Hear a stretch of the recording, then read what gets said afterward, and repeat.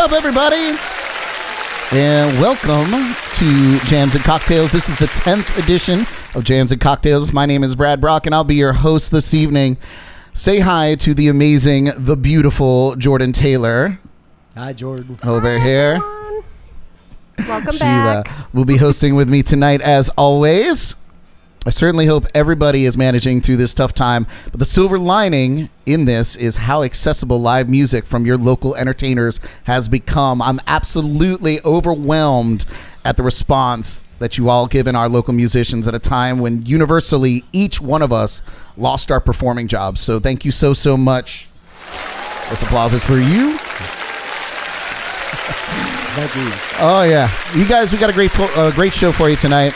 Making his Facebook live stream debut since all of the craziness went down is the one and only Johnny Debt Prestage. Hi, Mom.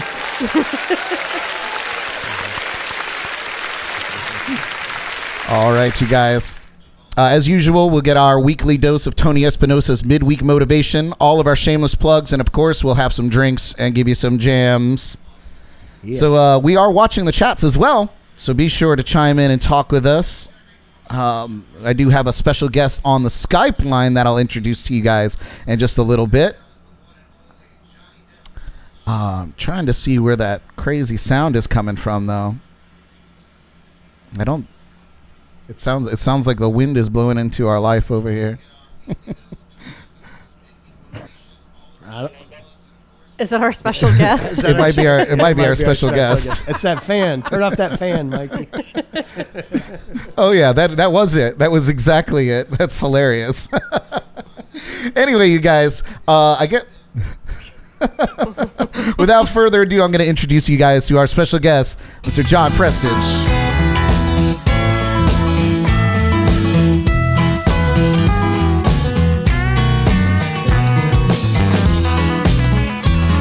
This is fancy. Did you send this one over to me? Yeah, man. Use it.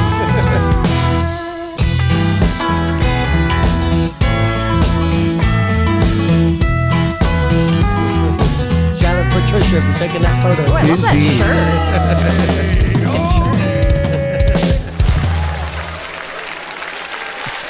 All right, John, welcome to the show, man. I'm very happy to be here and getting out of the house, but we're being safe, folks. We're all being safe. Yeah, no kidding. Don't get mad at me. We are all like 6 feet apart here. Jordan's 6 feet over there. Yep, everyone. I'm 6 feet over here. We measured. People get mad just leaving the house nowadays, but I'm being safe, folks. No kidding. Yeah, we've all been kind of quarantining and making sure that we were all sorted out here. On the Skype line, much more than 6 feet away, we have Mike Bamonte. Yeah, what's up, Mike? Magic Mike.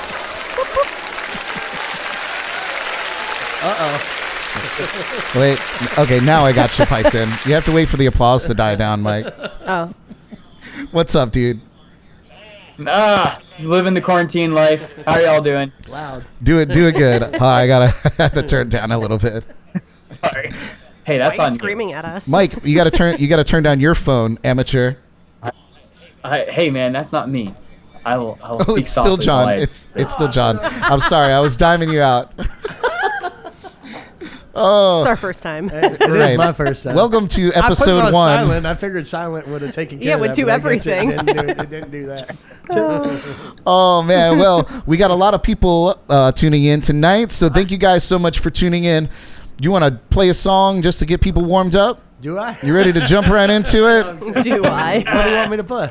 Oh man, it's got to be something off of that great Johnny Debt record that I just listened to today. Let's do track 1. I usually have a foot drums and all that, but we'll try it anyway. I love it. This one's called I'm Tough.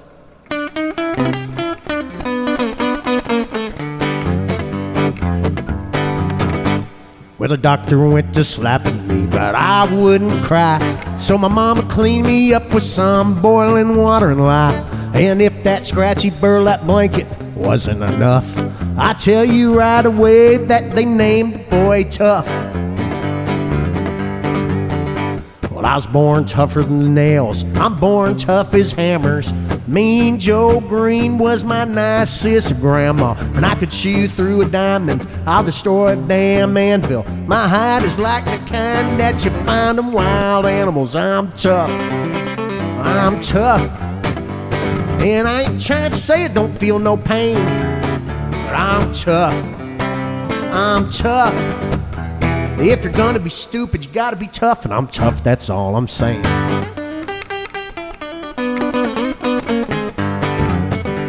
Been in 10,000 fights, from each one I've walked. 'Cause if you bust my head, your fist will crumble like chalk.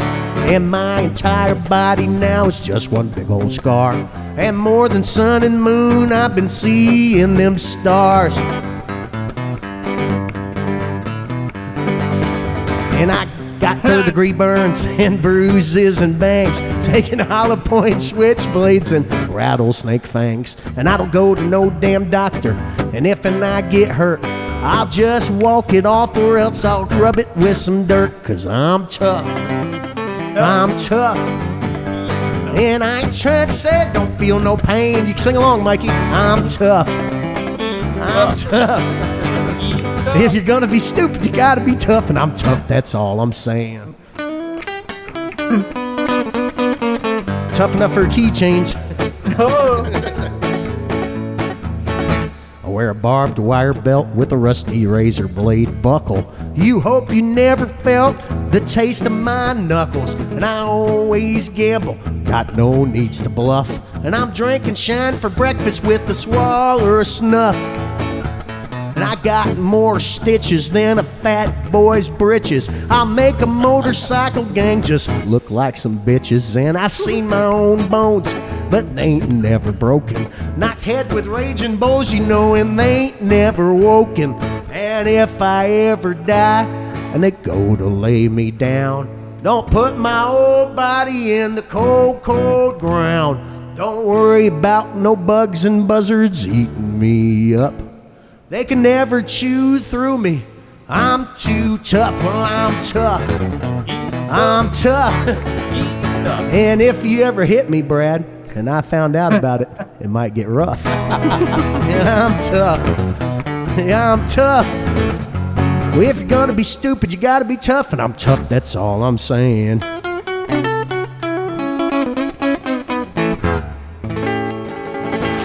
Like that. Yeah, It wasn't perfect, folks. Amazing. I'm a little rusty. that's live music. It's weird not doing it with my feet anymore. I always have foot drums too. For those that you don't know me at home, I always have these foot drums I'm banging on. So. I can relate. Whenever I sit and play acoustic, I'm like, what am I doing here? That was awesome, dude. You're amazing. Yeah. I don't know about that. Seriously, I've been a fan since the first time I saw your live show. And, I've been following your brother for ages. He's the best. And shout out to Ben Prestage, everybody. Yeah, Ben Prestage.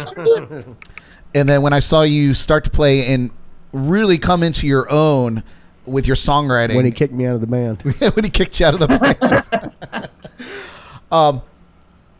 Everybody was waiting for this record to come out, the Johnny Debt record. And just to give you guys...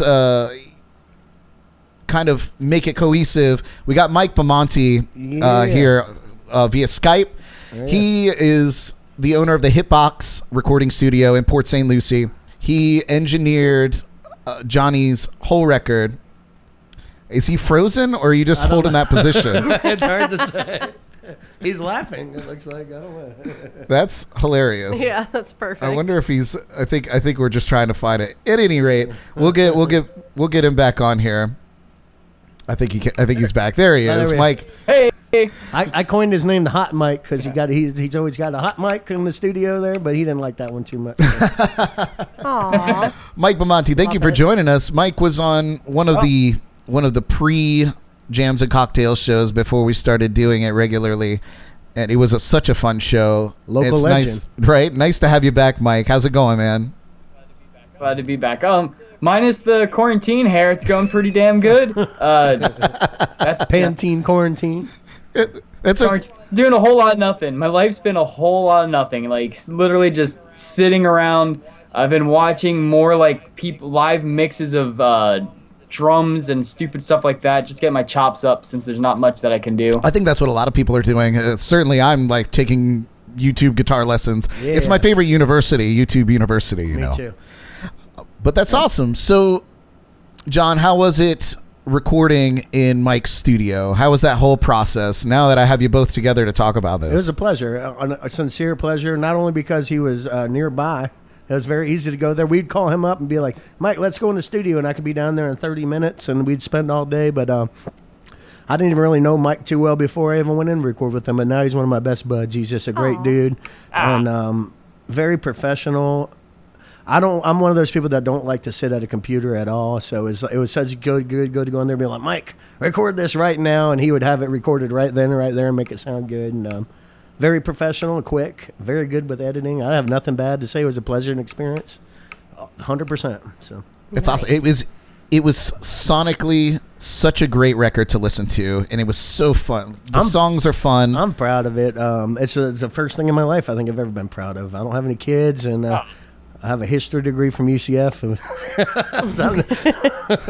I don't really have a whole lot to be proud of in my life, but I was proud to do that with my friend Mikey. That was great. Well, some people feel that their music is their children, so it's almost like Mike is the mother or father of your music. Mike, how was We'll just say Uncle Mike. Uncle Mike. The mother. Mike, how was the experience for you recording with John? Dude, it was awesome. I mean, it's always a pleasure when you've got an awesome musician coming in. And the thing I loved on this is that anyone that sees John or knows him knows he does a one-man band. We did a full flesh out of like complete bands on most of these songs. So we went into kind of uncharted territories, which was a lot of fun. He was always open to my chicanery and bullshit. So if you can hang out with me and deal with me on a day-to-day basis, you got to be a pretty damn good person there. Well, we brought in some cool musicians too. That's one thing I'm proud of. Like, I couldn't even believe some of the caliber of people that played on my album. I'm like such a C-list terrible musician, and I had some like strong musicians coming back me up, and that was awesome. So yeah, who were some of the musicians that came in? We saw some photos in the intro video. I saw Joe Dyer and a couple other people there. Joe Dyer came in. We sang on some stuff. Smokey from Manny Gage came in and sang on some stuff. Had Brody Buster from Kansas City come in and play harmonica, and if you never heard him, look up Brody Buster, one of the greatest. He's a one-man band too, and he comes through here all the time because there's not a whole lot of gig opportunities in Kansas City in the wintertime. So he's always down here. He's always down here during the winter, and he's just a great dude, great one-man band, but one of the most monster harmonica players you ever hear, literally. He was on Letterman as a kid. He's like a child prodigy harmonica. I was going to say, I kind of read through his bio because I kept seeing him pop up on your timeline on Facebook. Just a great musician, like born to be a musician. Nigel Ledford from the Firewater Tent Revival, one of the best banjo players in the state, came and played banjo. Trying to think of who else.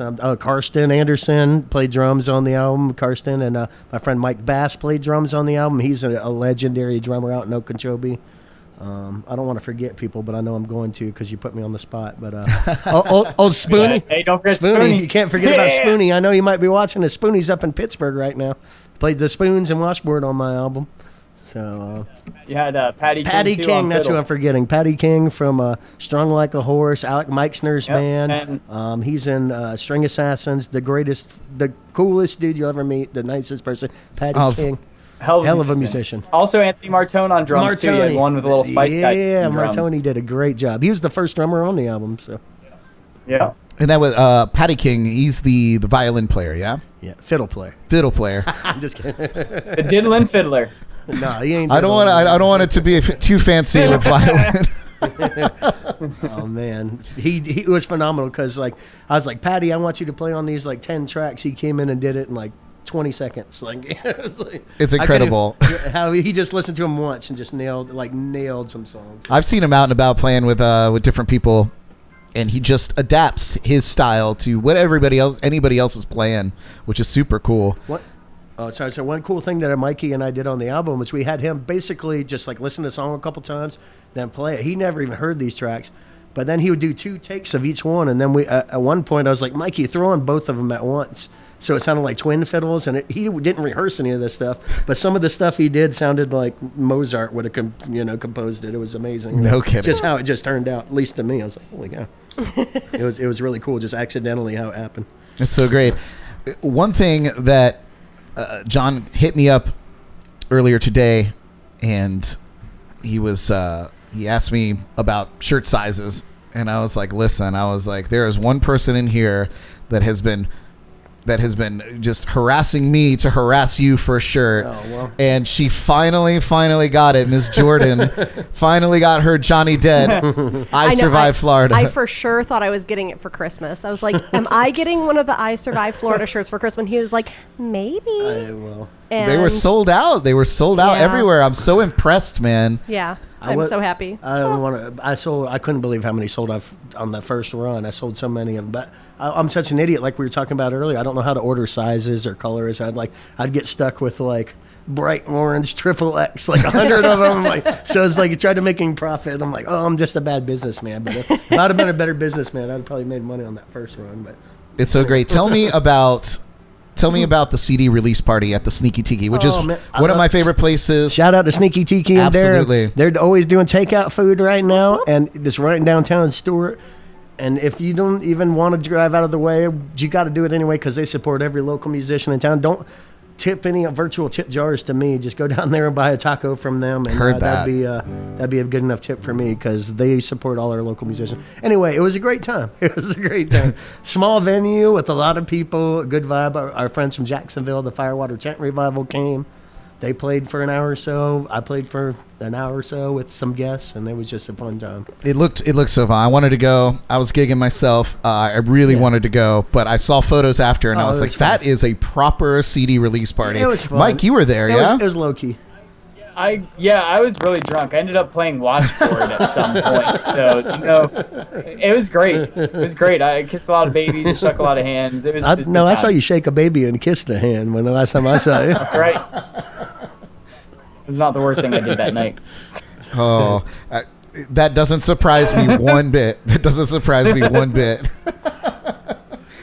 Oh, that's awesome. So, when you record this record, what struck me right off the bat was how many tracks actually were on this record. And I noticed that a few of them were pretty short. Yeah. But yeah, of course. how many tracks are on this record? I say 18, but really I only did 16 with Mikey because I threw in a couple as bonus tracks, so to speak. So Which is awesome.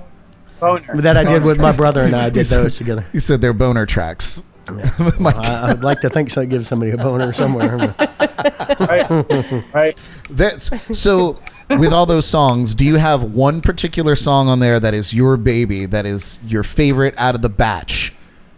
No, no, I don't know. I just I was 35 when I recorded the album, so it's like I had. I said I'm not going to put out 10 songs. So like this might be the only time I ever make an album my whole life. No. Sincerely, and I was like, and I'd been writing so much. At one point, I was trying to write a song every day. And then I just had a bunch of backlogs of weird songs. I was like, these are the ones I think would make the best singles, so to speak, or like the best. Yeah, maybe just get one song that gets played somewhere. Sure. It wasn't necessarily like I'm making a cohesive artwork of a piece of an album, that flows together. It was just kind of like. I don't want to say my greatest hits, and not even years of writing, because mostly I was in a bunch of weird bands my whole life. I wasn't writing anything like this, but it was like the past couple of years of writing country songs. So I wanted to do country music. Sure, maybe like the culmination of your experiences. Because 100%. clearly there are some songs on this record 100%. that I listened to the lyrics. I'm touched. A true story, I tell you. Yeah. And I was we were listening to it today, Jordan and I. We were listening to it, and we were just blown away by the lyrics, and I've listened to it through a few times, but we kind of spent some time listening to the tracks today. That's my big fear, though, is I spent so much. Like I saved up. I don't want to tell how much money I spent with Mikey, but I saved up all this money recording this album. Like nobody's going to listen to this thing because nobody buys albums anymore. But that was another thing too. That's my legacy. Part of my legacy that I might leave behind. How many records did you sell at that CD release? It had to have been. We printed out 200 right away, and I sold out of 200 like instantly, and then it never printed out anymore. That's amazing. I still haven't Amazing. printed out anymore though. Oh wait, real quick fun fact. I have to shoehorn myself in. Those 200 that were released, those are the only 200 that sound that way. Everything else that anyone's ever going to hear is going to sound different, a little bit different than those CDs sounded. They were just kind of had some time to remaster it and rework some things I heard. So. I'll say. Be lucky. Be one of the lucky ones with the 200. When this release digitally, it'll sound even better than. Or the record. unlucky, because I duplicated them with a friend of Mike's. We'll leave him nameless, And I had about 15 people say, my CD didn't play. And I said, that's what I get for duplicating them in Port St. Lucie, Florida, instead of going to a professional. Yep, that is. So if you got one that didn't play, I promise you I'll reimburse you for one then.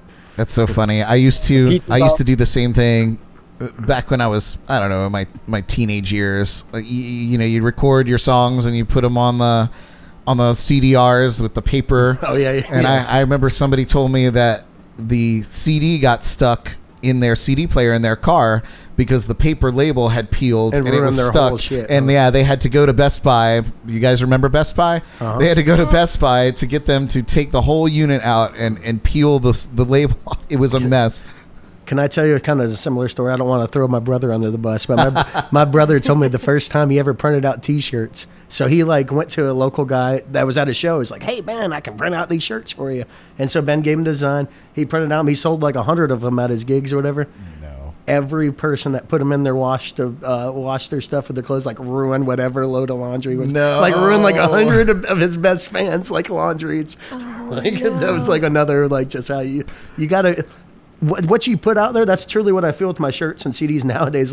It really represents you. So don't put out any garbage, folks. And test them first. Really test them first, Seriously. people. It's so true. But this is when he was 18 or something, a long time ago. You know what I mean? We all have to cut our teeth, and I remember going to Kinko's to print out my little CD inserts and making my own. That's what I did. Making my own jewel cases. That's what I did for this last one. And I wore out their paper cutter. They had to retire that paper cutter at the end of the day. I'll tell you that. It's so true. It's so true. Stephen D. Hunt chimed in. He made a request for Legalize It and the Leather Song. Oh, no. You feel like jamming either one of those for Stephen? The one song's pretty heavy, and we're in a heavy situation now. So we'll do the Legalize It song, maybe. All right. Let's do it. What are you talking about, Legalize It? What is that? Well, I always say when I play the song live, because I'll be playing in front of a bunch of kids and stuff, I'm like, is it okay to do a reefer smoking song? And most of the time people and are all like, the kids are like, yeah. Most of the time people are like, yeah, sure. And I'm like, well, do you guys really smoke reefer in Okeechobee, Florida? And they're like, yeah, we do. And then you end up with a couple joints in your boot when you're walking out of there with your tip jar or whatever. Awesome. That sounds and terrible. That, folks, is why we do what we do. All right, you guys. John Prestage. But when I say I do this live, I always say it's okay to do a reefer smoking song. Everybody's like, yeah, cool, reefer. I said, well, the name of this one's called Don't Legalize It. And that's what it's called. Don't legalize it. Make it mandatory. Yes, sir. I'll speed it up a little bit. Well, life gets better as your eyes get redder, no doubt. No doubt. The more you get to burning, the less you'll be concerning, no doubt. No doubt. You quit your weeping, woeing once you get some smoke blowing, no doubt. Your mental burdens will be freed if you burn a little weed, no doubt. Hell, my songs will sound sweeter if you smoked a little reefer, for sure. For sure. That food will taste so fine, you burn a little pine, for sure. For sure. Our work will be a breeze if we burn a lot of trees before. And better songs will get written after A-Bone's hitting before. So don't you legalize it, but make it mandatory. The world will be such a better place for you, and that's a true story. It's hard enough, people just trying to get by. Come on, everybody, let's give it a try. Don't legalize it. Make it mandatory. Can I get a little more guitar in there, Brad? Oh, yeah. Sounds plenty good. I'll tell you why to legalize it. 'Cause we'll all get along after smoking the same bong, no doubt. No doubt. Less shootings, less stabbings after a big dabbings, no doubt. No doubt. And if we smoke a little more, we won't want to fight no war, no doubt. Because it's hard to get mean if you're hitting that green, no doubt. Hell, I'm unupsettable after eating edibles, no doubt. No doubt. Sorry. They eased all my pains. I got the right strains, no doubt. My life became a blessing after my first session, no doubt. Because life gets better as your eyes get redder, no doubt. So don't you legalize it, but make it mandatory. The world to be such a better place for you. Well, that's a true story. It's hard enough people just trying to get by. Come on, everybody, let's go get high. Don't legalize it, but make it mandatory. We'll make it mandatory. True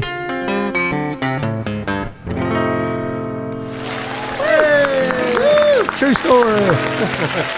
I'll tell you what, if y'all are quarantined, I keep screaming in this mic, and I'm sorry, if you're quarantined and you need to get some of that stuff, it'll help you not freak out like everybody else. That was awesome. Definitely helps get you through the hard times. For sure. But before I have to go in them stores and face them people, I gotta go and get chiefed up, and then like, okay, I can go in there, wait in line, and not deal with these people that are acting like a bunch of idiots, basically.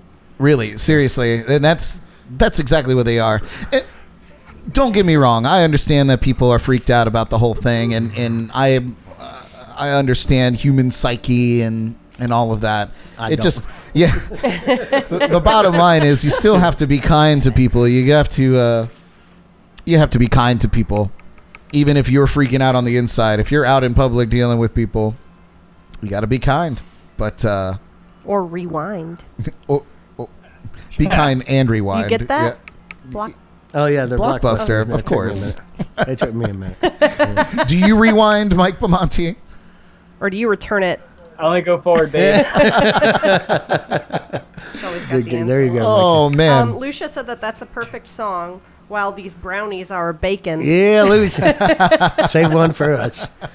Seriously, you gotta send them to us. Yes, we have to sample them, make sure they're okay for you. Much too good for children. Yes. Yeah, oh yeah. As the Trunchbull says. So you wrote to me.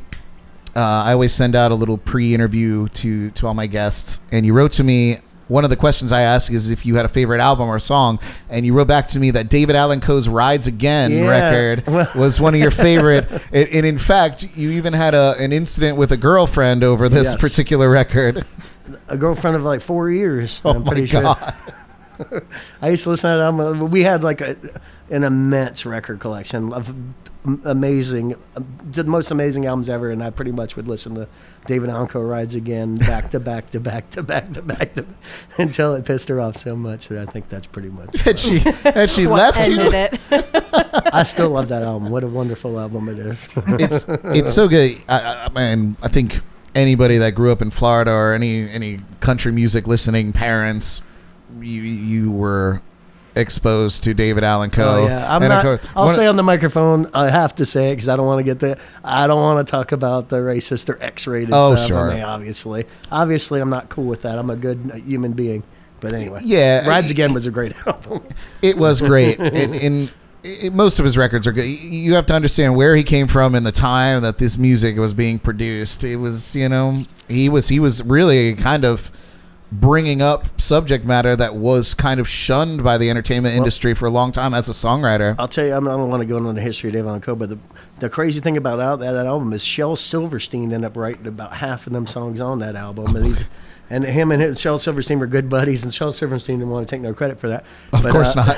Anyway, so think about that. But then the craziest thing about those albums, the only place you can buy them because no store would touch them, no label would touch them, he sold them in the back of Easy Rider magazine, which, what do we think? Easy Rider might have had 50,000 subscribers in 1970, and he sold 1 million copies out of that stupid thing. It's like, anyway, I'm not condoning it at all because fuck that. You know what I mean? Even he could says fuck that, but I still think he helped write some of the most classic hits of all time. Just Stand By Your Man, Take This Job and Shove It. Like, he helped write some of the greatest country songs of all time. And of course, one of the biggest barroom sing-alongs of all time. Never Call Me by My Name. Right? Oh, yeah. I do that one almost every gig. How could you? I mean, I feel like that is the country music version of Sweet Caroline. Pretty much. In Actually, the very sing-along good world. That one, and everybody likes Their Stupid Friends in Low Places now. Oh, yes. Yeah. I don't want to call it stupid. That is a woo girl one. It is a woo girl one. That's a woo girl. Woo! I was doing a live stream just the other day, and I got inspired because I saw Garth Brooks was doing a live stream of his own just before I went live just the other day. And it evolved into a all request Garth Brooks request show. So I played probably 6 or 7 Garth Brooks songs, and I grew up listening to his music, so I know all of his songs by heart. I've just never played some of them, so we had a good time. Friends in Low Places, that was one of them. I want to write one. I always say this too, but I think it'd be a good country song. I Got Friends in No Places. Right? Wouldn't that be a good one? Awesome. The Loner's Guide. Yeah, it's a good quarantine song too. There it is. Oh, good. We got This Brad. is the time. Brad, I'm coming over tomorrow. Yeah, no kidding. Recording's happening. We're bringing Jordan into this writing session. She's Hey, a well, complete actually, we're going over genius. to Mikey Bamonte's place. There we go. Yeah, see, at least send me the files. Let me mix them and master them. Let me cut my teeth somewhere. No way, in dude. this. We're coming. We're having a Come on in. quarantine bash. I can quarantine myself in my control room. You guys can be in the record. I mean, we'll turn it. Bam! You can be in there. Yeah. You can make the noise That's in what I did there. on the noise. I can be in Perfect. here with my hair.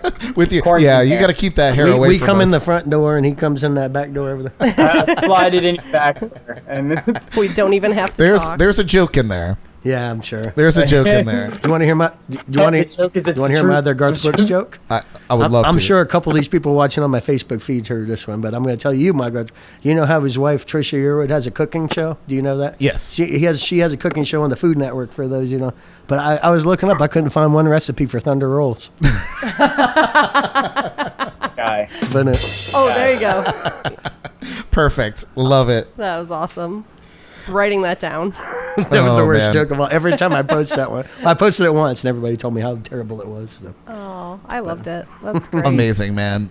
So you also wrote to me earlier that you want to give a shout out to some of the venues and the venue owners that keep us all working. I try to give a shout out every time I'm on here because I agree with you 100%. These people keep us employed in a way that I've never seen on the Treasure Coast, and I grew up here.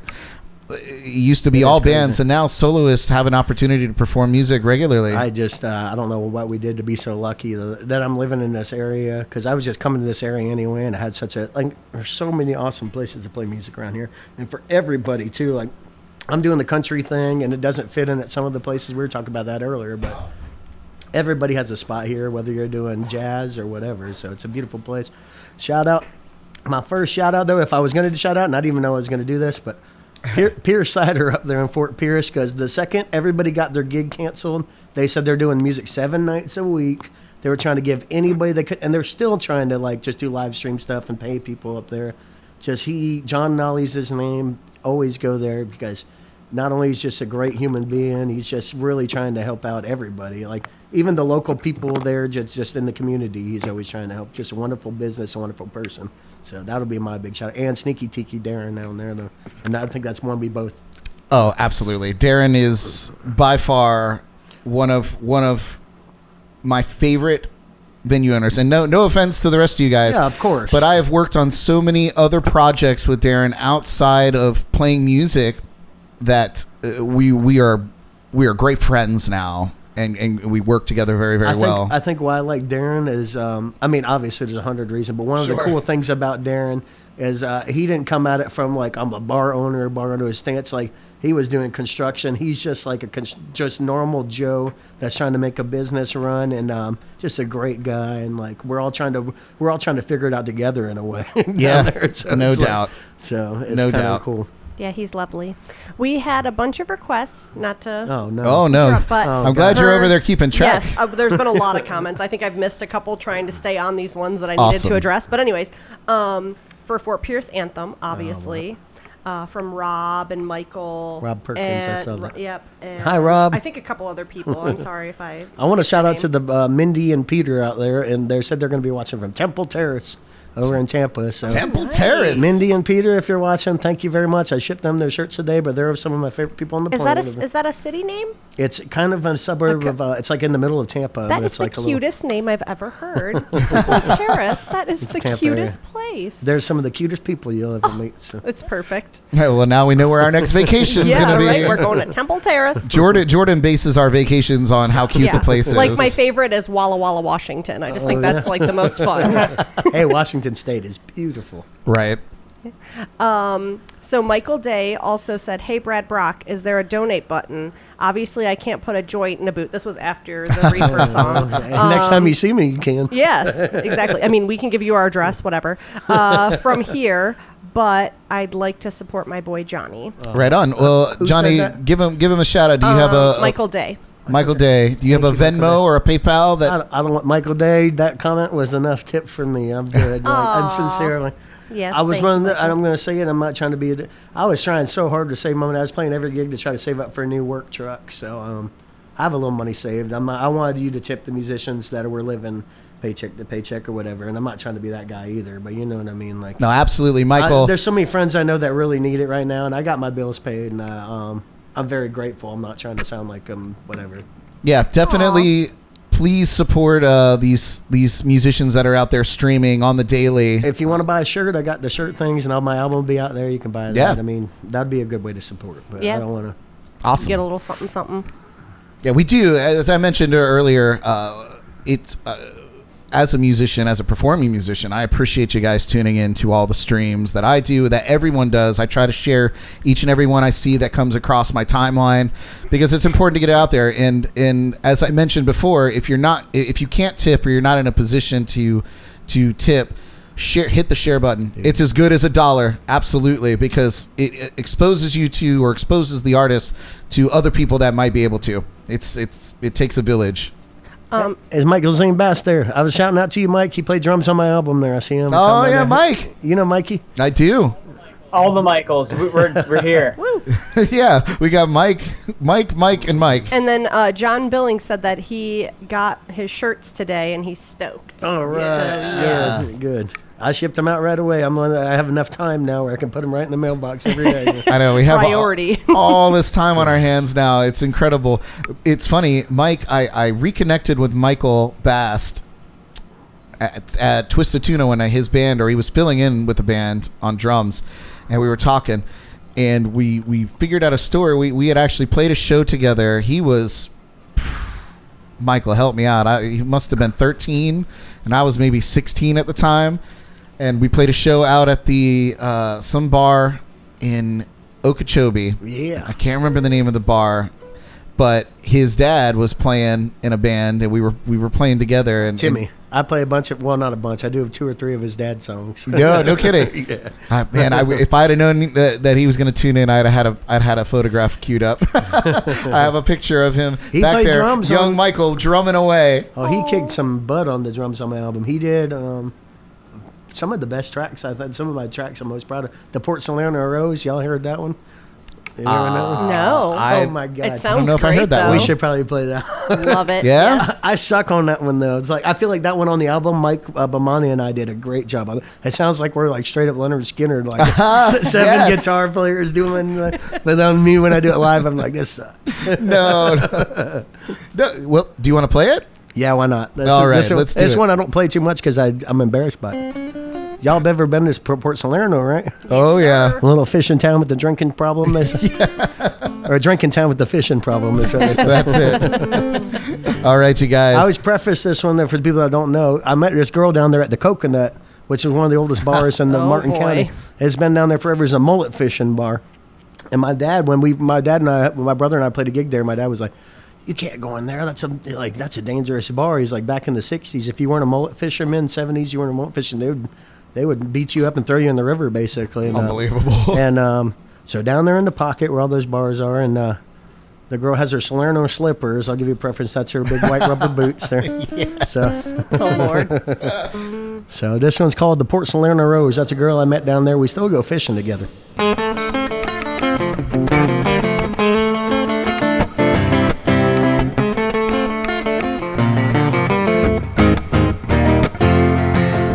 It's Friday night, look who's stomping the docks. It's the prettiest girl up in the pocket, dancing to Haggard at the coconut.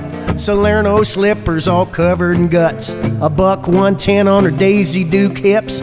Wintergreen grizzly and ruby red lips. Mullet scale sequins on her fishnet hose. She's my little Port Salerno Rose. She's my little Port Salerno Rose. She got the white rubber boots to cover her toes. A little more white's upon her nose. And everybody knows I'ma be here till it snows. By the side of my Port Salerno Rose. I'll tell you about her. Well, I keep bragging every man I meet. She makes my 8-foot cast net spread 12 feet.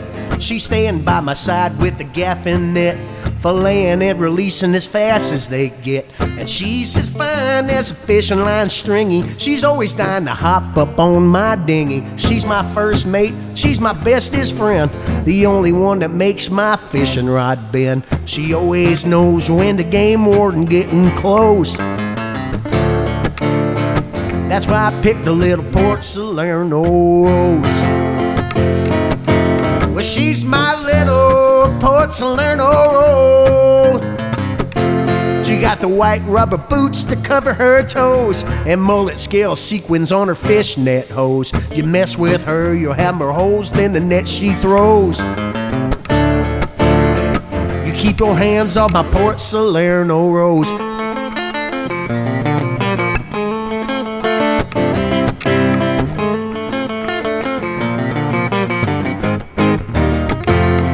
She said, you keep me happy, boy, and that ain't no joke. You give me some weed and some mullet to smoke. It's the little things in life that keep me satisfied. I'll keep your dogs fed and your sheep's head fried. She's jumping in the water, she circles them sharks, rolling joints in Rocky Point, the Spark and Sand Sprit Park. Drink more rum liquor than all of Puerto Rico. She can overhaul any outboard or kicker. She always knows when the game warden getting close. That's why I picked a little Port Salerno Rose. Well, my Fort Pierce Flowers, she was too rough and ready. Little Vero Beach Violet, she got mean as Freddy. Little Jupiter Jasmine's too rich for my blood. That Okeechobee orchid's always covered in mud. You know that's why the little gal I chose, little Port Salerno Rose.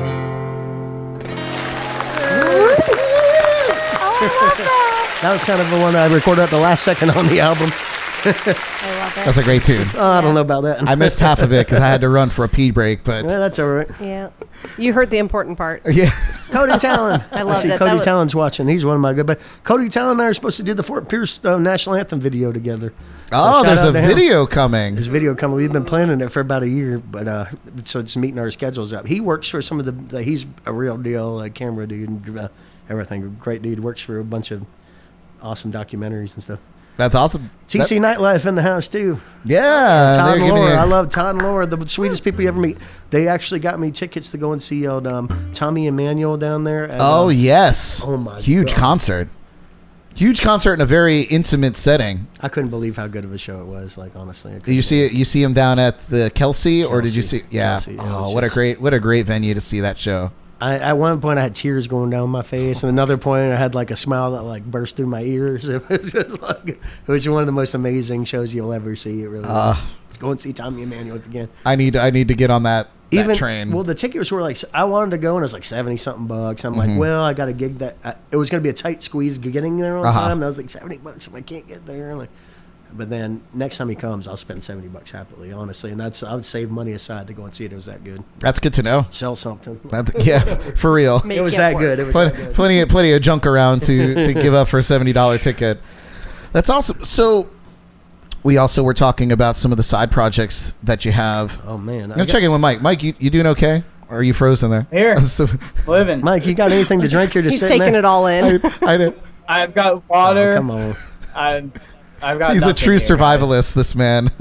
Well, what's funny is you guys can only see us out there. I have a little side screen that has Mike on Skype, and sometimes I look and it looks like it's frozen, but it's actually just he's just still. watching. I'm that still. I'm like a stealth assassin. I can just sit here. Like a mannequin, man. I love it. It's one of my favorite movies. So, well, you look great. You look great from the eyebrows down. Everybody go record at Hitbox like- Studios. Go and record at Hitbox Yeah. Studios. Shameless plug. Anybody, especially guys, now that all you No guys girls. are kind of stuck in your house, a lot of friends are probably going to be recording themselves.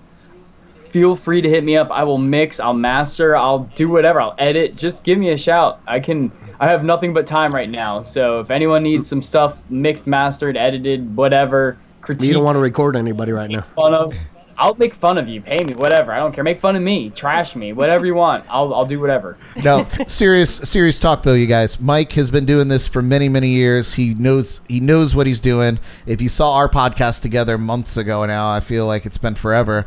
But the products that he put out is great. Even before the Hitbox Studio, the products that he was putting out of his home studio in his bedroom was excellent. We sat and listened to some of his old tracks, and I was blown away. I was like, this should have been like, of course, it should have been #1 hit in the year 2000. But I want to say something too. Yeah. My buddy Sims, our mutual friend Sims, had cancer real bad, and my best friend of all time, he passed away last year. But Mikey did so much stuff to help him out, like just from raffles to stuff, working on guitars. Mikey was like he went above and beyond doing what he should have been as a friend, and I'll never forget that. And I'll always record with Mikey. So.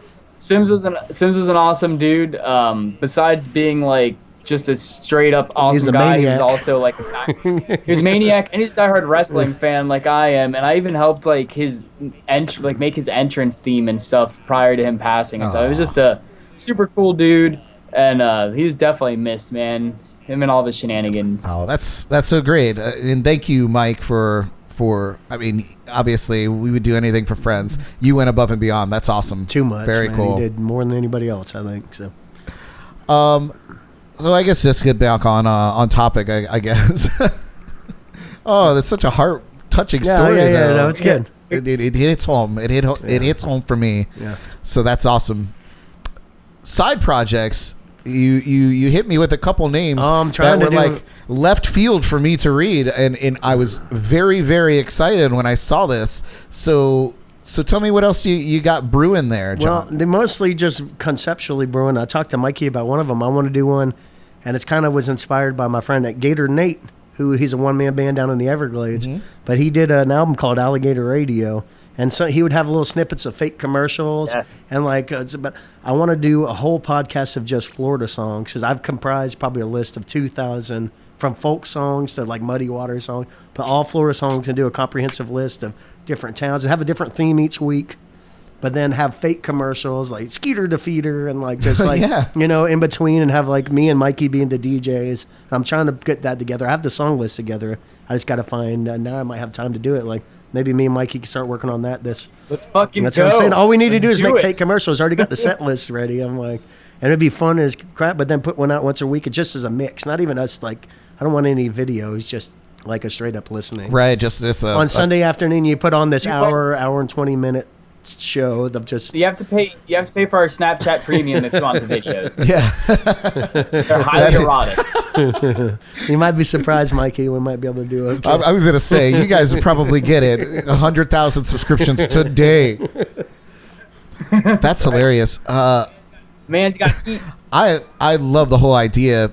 There's a couple websites like Live 365 is a radio. You build your own radio stations. You can do live shows and all that, and they cover all the licensing. So I don't know if these are all original or most of them aren't. You know what I mean? I comprise old folk songs to like I said, just anything and everything that has a Florida theme song, even Right. to like just having like a Tom Petty song because he's from Florida. Sure, yeah, of but course. just strictly Florida Alligator Radio is what I want to call it. But I haven't talked to Gator Nate yet because he had actually had an idea called Alligator. A song called well, we Alligator just have to make him disappear in the Everglades, and then the yeah, idea is right. all yours. You ain't making that dude disappear. He'll make us disappear. That's fair. That's fair. Touche. Yeah. So, well, there are services because you'll run into, because we even run into problems here with playing licensed music. They'll mute it. They'll do all these things. So, but there are companies like Live 365 that will license anything that you want to play. Well, the cool thing is about most of the mix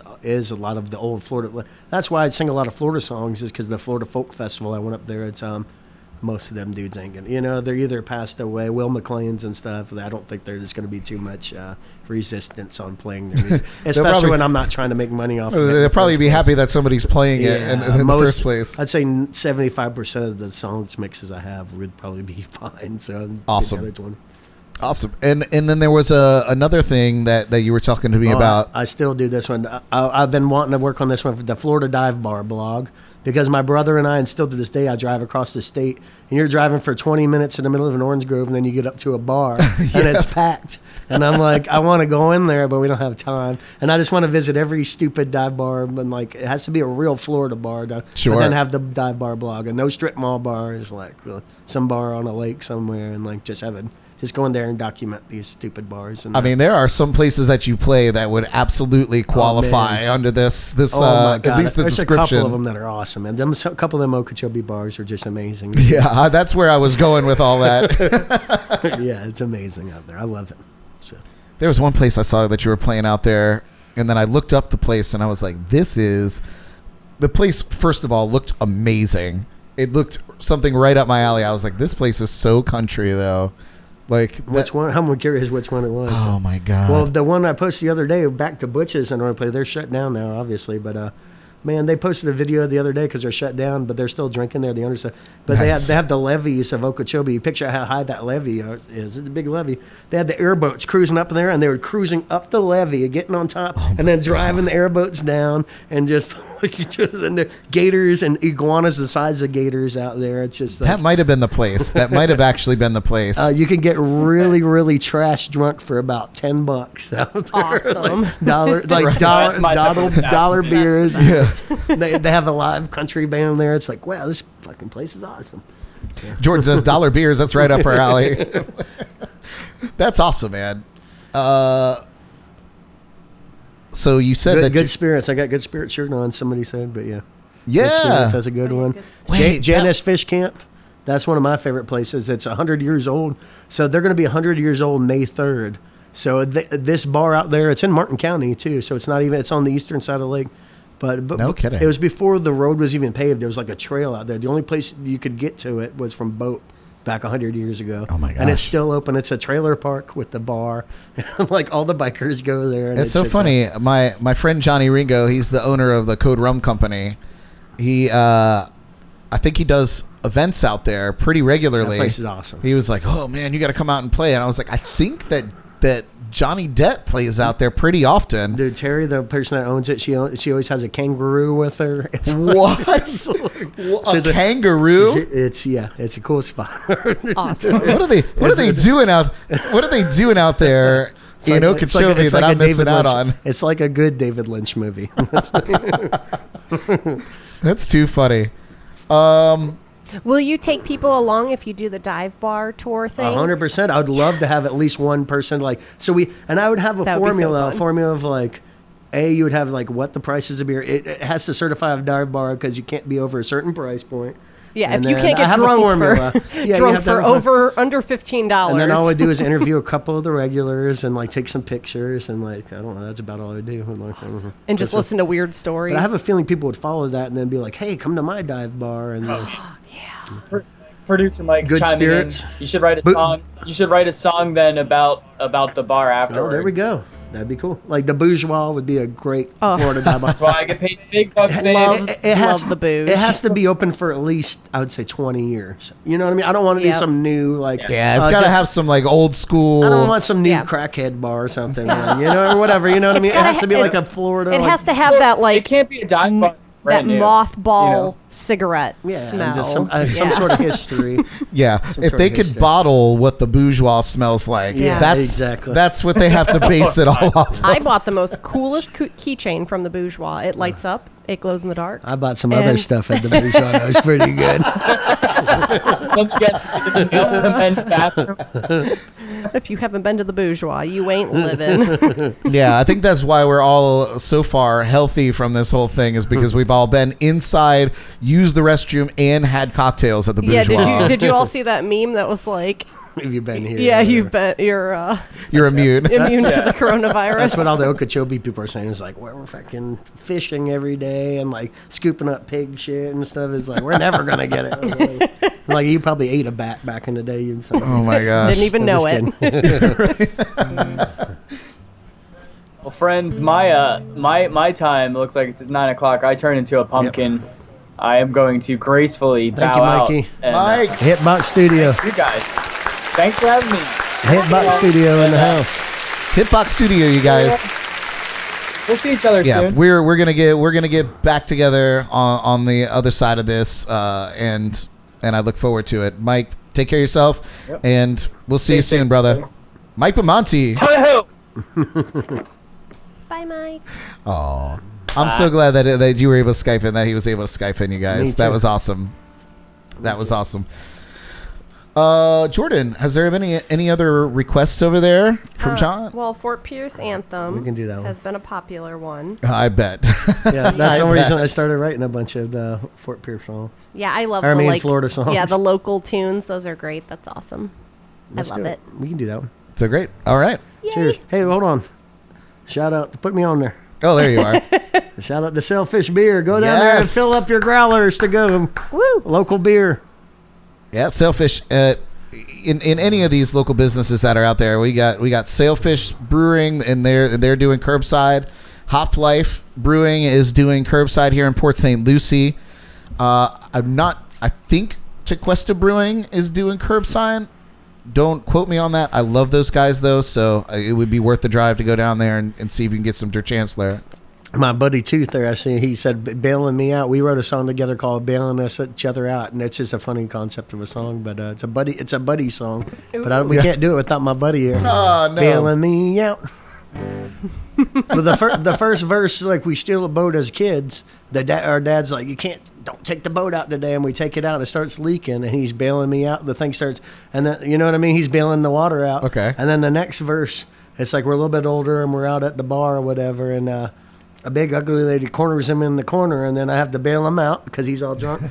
And then the next two verses are us bailing each other out of jail, and as it goes. I love it. I love it. Rob also chimed in and said Side Door Brewing in Port St. Lucie is also doing curbside. So yeah, that's we local.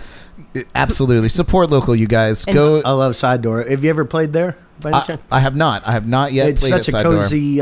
They're so sweet in there. Sweet people. Cozy tasting room. It's nice. Nice. Little small place. I love it. Very cool. Rob, thanks for chiming in. Thanks for tuning in, my friend. So, are we going to do this? Fort Pierce, is that the one you all want to hear, or what was the other one? I feel like we should save that. Yeah, let's do something else. We got to keep you guys around. Pierce Cider, as well as doing curbside. I love Pierce Cider now. I've said that all day long. Yeah, no doubt. John Nolly messaged like, "Is there anything I could do for you?" And I'm like, "I got like 2 or 3 rolls of toilet paper." So like, and I'm good for a minute. In a minute, but he's like, "I got you." All right, because both his businesses are shut down. Anybody have a dog out there on the cyber world? Any dog lovers out there? Well, I don't care. I know this is a dog world nowadays. You can't go anywhere without seeing a dog everywhere you go, and And one day I was loading into the Twisted Tuna down there, and it's a smaller dock, and you're trying to load into your speakers. And there must have been 100 dogs there, and all their leashes are getting tangled up. And I'm carrying my heavy speakers. I'm trying to get in there, but be polite without asking anybody to move. And I was like, I'm going to write a dog song. So I went home and wrote a dog song. I picture David Allan Coe doing this one. This one's called I'm a Bad Old Dog, and it's a true story.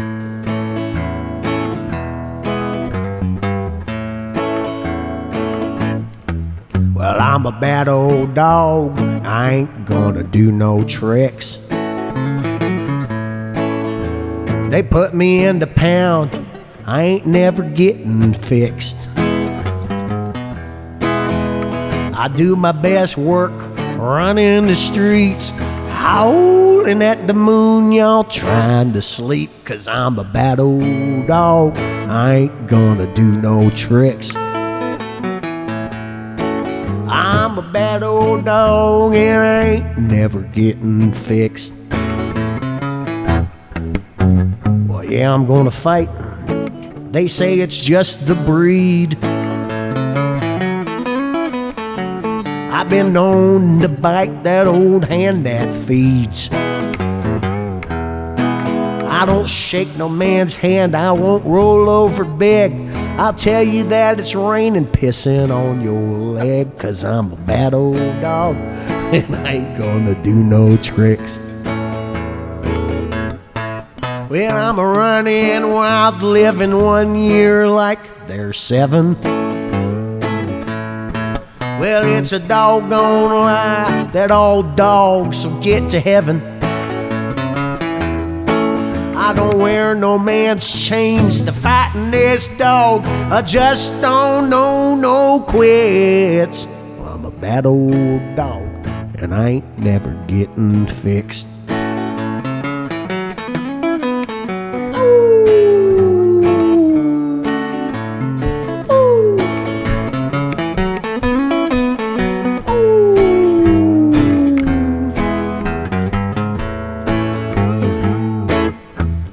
I spend all my nights out chasing pussycat.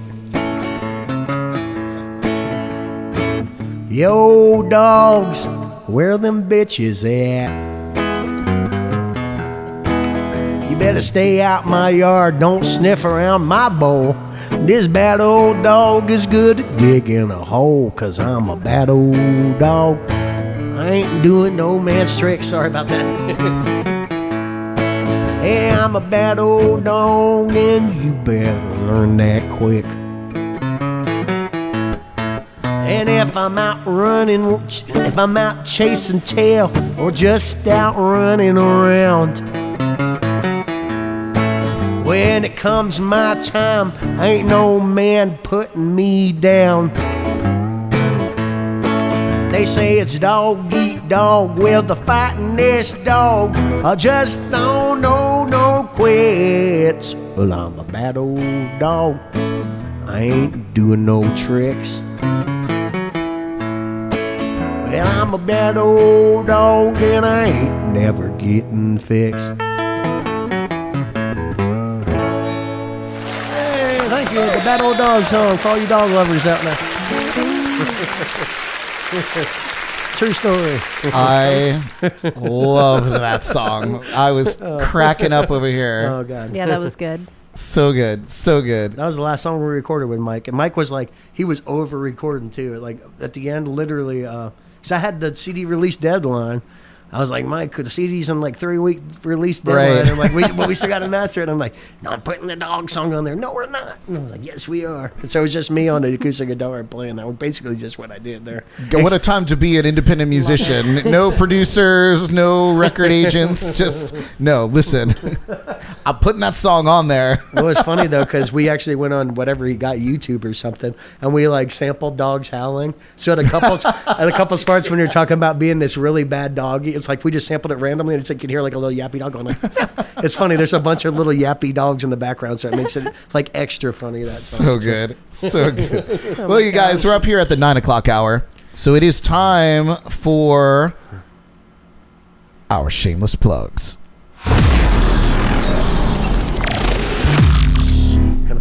That's right.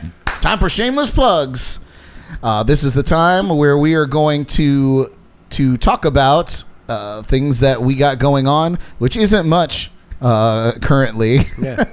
But I guess kind of recap some of the things that we were talking about. As always, I'm going to let my guest go first.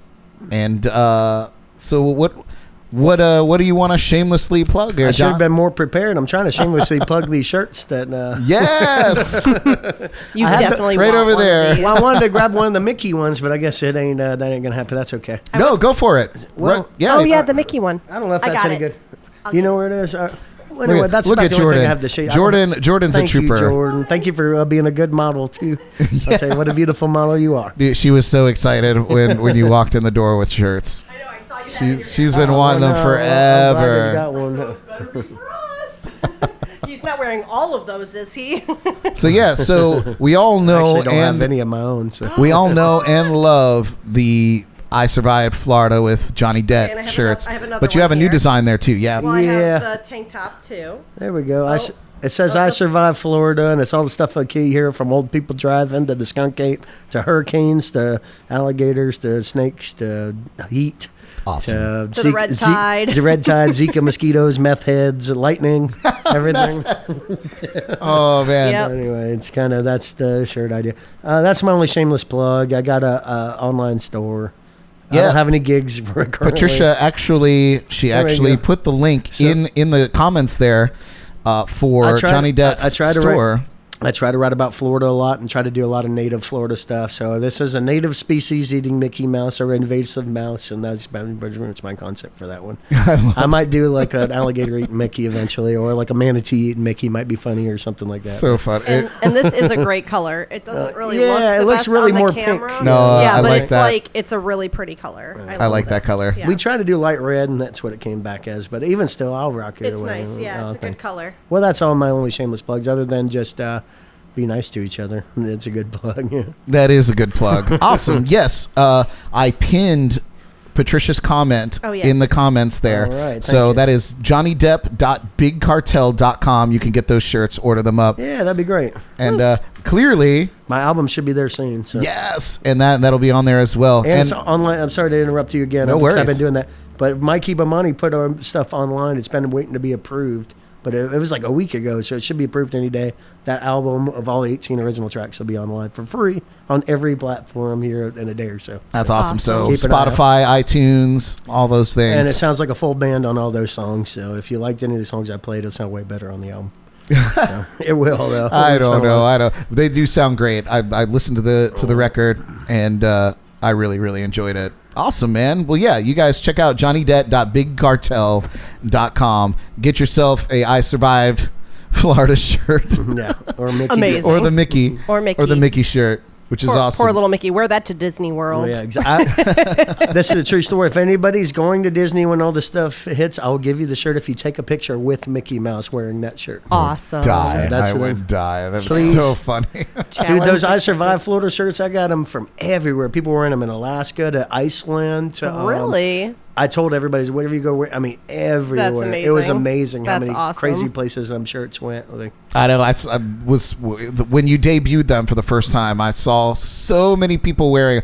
I was like, this guy, it just struck gold with Yeah. these shirts. Genius idea. probably So sold, good. probably So good. sold 500 of the first rounds or It's something like that. amazing. Wow.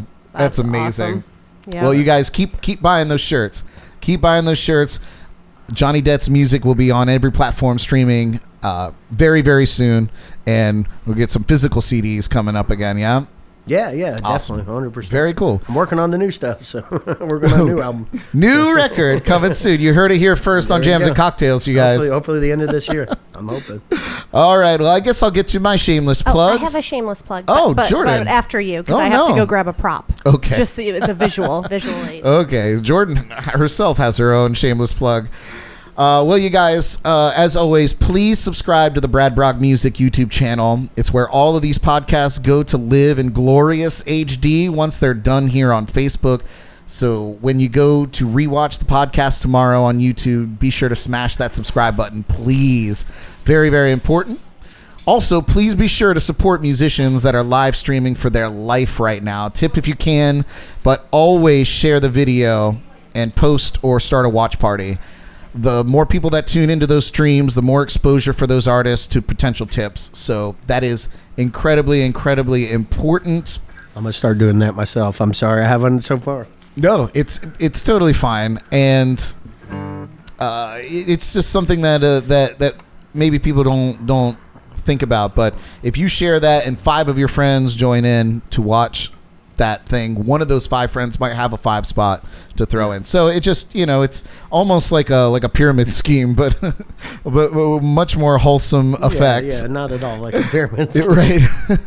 Also, you guys, if you're looking for a new app for your phone, go download the Brad Brock Music app free from the App Store or Google Play, and check out some of the features here on the video.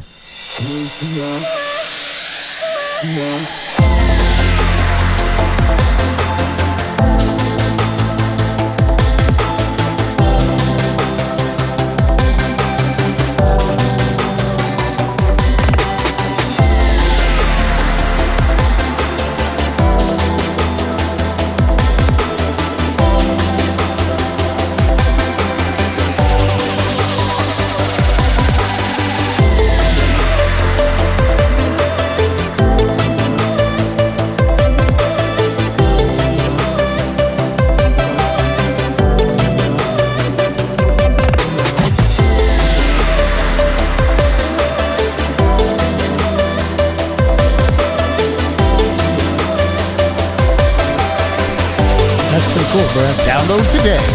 Is it a free app or I hate to even ask? It is free. Absolutely free. I'm getting it. Yeah, definitely. Just so you guys know, though, Even if it wasn't free, I'd probably get it. Oh, the most important thing to 99 understand, cents. though, is that Max. none of those 500 phones in that ad come with the app. So you have to have your own phone. Oh yeah, phone not included. Phone not included. Jordan, you have a shameless plug. Plugs everywhere here. Yeah. Jordan's shameless plug. Okay, so not only am I producer of this lovely show all the time, I have another job, and it's pretty important for the quarantine. Get up on your vitamin C. Absolutely. So I work at Indian River Select, and if you don't know, it looks like this. We have orange juice, grapefruit juice. We have some blends that we're trying to get out, but orange juice, grapefruit juice, very important. No preservatives, no added sugar, no flavor packs, blah, blah, blah. Super great. Publix, Walmart, Winn-Dixie, pretty much any grocery store. So I have 55% off coupons, and if you're really, really nice, I have free products so you can give it a try. So just, support local. They're in Fort Pierce. So, yeah, that was it. Yes. Good stuff right there. They are a great company And delicious. and a legacy company at that. My mom worked for them. Yep. My friend Linda works for them. Shout out to Linda. Yeah, whoop whoop. She hooked your girl up. Yes. So they've been around for a while, and they've been making great product here. Yep. Once you drink Indian River Select, you won't go back. That's true. Yeah. It's the truth. It's the truth. Yeah. Ooh, that's one of my favorite sounds over there, Johnny. The Irish crickets. Yep. Yes, the Irish crickets. Oh, well, I haven't been. Somebody requested the frog song. Yeah. No, really. Really? Who was that? That was Michael Day. Michael Day wants to hear the frog song. I don't know. Oh my gosh. I don't know if the internet's ready for that one. No? I can't even imagine what that one's like. Clearly, it's that's an not innocent original song song. about frogs. No, it is an innocent song about frogs. It really is, but it's I don't know. It's not a song I wrote, but I could do it if Michael Day really wants to hear it. Well, we love requests here on Jams and Cocktails, Do you so have if to- you're up to it, Do you have to ribbit in it? I definitely rib it all over it. we're going to Yes. rib it with you. I was going to say that's what I always ask the crowd to do on this one.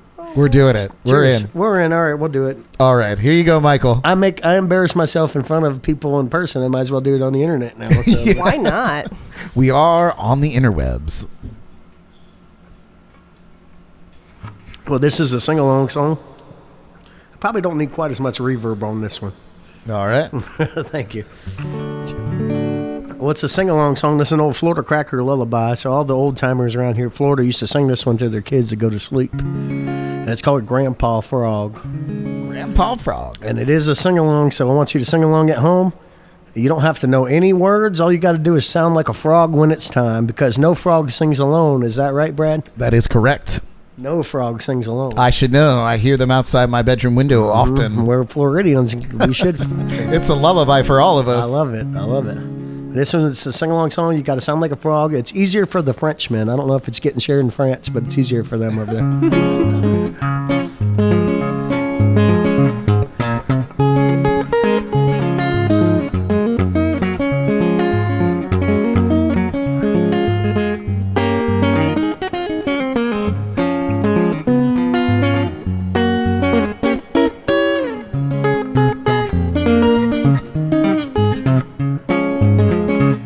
Well, in the middle of the night, when the moon is rising bright, little froggies gather around to sing a tune.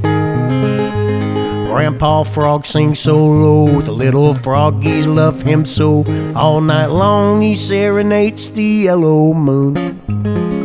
Ear, ear, ear, ear. And the willows where them warm breezes blow. Ear, ear, ear, ear. Where the lily pads they sway to and fro.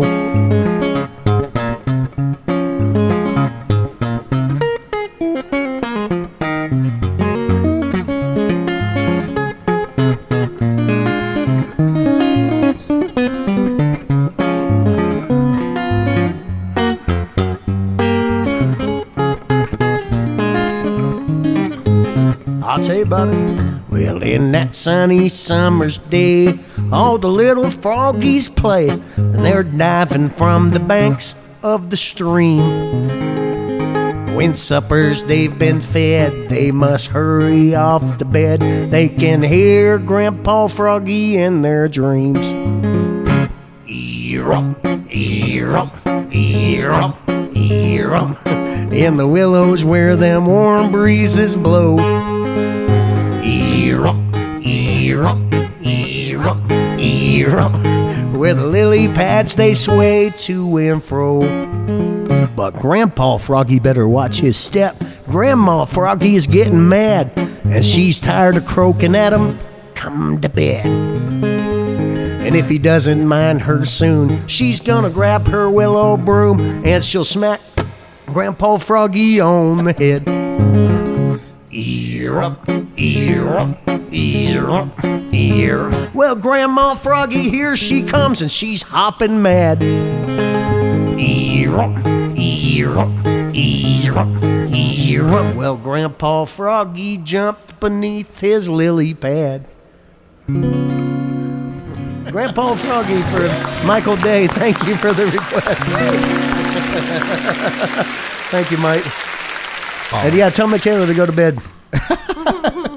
That was a good one. Patricia said that Carrie was singing along as well. Yeah, Karis always sings along to that one. All the kids love that one. I'll tell you what. Oh man, you are loaded with sing-alongs, especially on your live record, or not your live record, but your record. I was listening to it. I was like, I could sing along to all the. Once I learn the lyrics, I'm covering some in some of my sets. I am a sucker for gang vocals. Like listen to a punk album and they can start doing them gang vocals. Like, yeah, let's sing along. Like I love that stuff. It's so great, so great.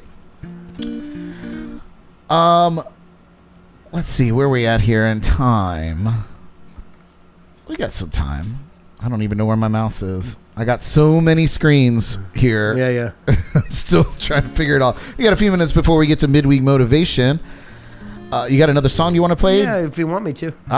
What do you want to hear? Maybe I'll get the harmonica player up here. I love it. You could serenade me all night here, man. Yep. This is such a treat. Yes. I miss all the Taco Tuesdays at Sneaky Tiki. That was good, man. I never get to get out there. It's like the one day I have off a week usually, and I use that to either sit and watch TV and completely decompress, or I'm working. That's me too. Like I play almost every night. When it's my one night off, everybody's like, "Come out, it's your night off." Right. I love going out, but not every night. Yeah, I feel like our job is being out every night. Uh-huh. I was telling Brad I'm not complaining at all because I think I'm the only person on the planet that would rather be at their job than at home. Like, I miss playing music. That's the main thing. I don't care about the money as much. I just love being out there playing music. I love trying to make somebody laugh or even getting heckled and stuff. It's all fun. That interaction is just you get a little awesome. Adrenaline going. Yep. It's not like skydiving or anything, but like showing up it's like I'm always nervous. It's always fun.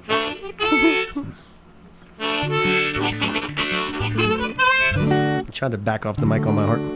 No worries. I got control over here. Well, too, you know how. So. Let me get another swallow of beer. Oh yeah. Are you guys drinking at home? Chime in if you're drinking at home and what you're drinking, please. Yeah. What were you drinking again over there? I'm drinking Sailfish beer over here because every now and then Zach Jones is kind enough to book me a gig there, and I can get to play there. Shout out to Zach Jones. He's doing a live thing tomorrow night, I think, and I listened to his last night, and I was blown away. It was amazing. It was really good, dude. All the crazy sounds that he was doing with his guitar. His vocals sounded great. It was the so song great. Selection was great. It was just a great shout out to Zach, one of our local heroes. Really. Yeah, Zach Jones. Cheers, Zach. Woo! Gravel King's legacy. Yeah, I had him piping through the speakers in here. I was just working, and it was awesome. It was awesome. It was good. Definitely good. One of my favorite ones I've seen thus far. Well, I'm going to do a song about me being homeless. I called them Sleeping in the Four Seasons. You get it? I get it. On the outside.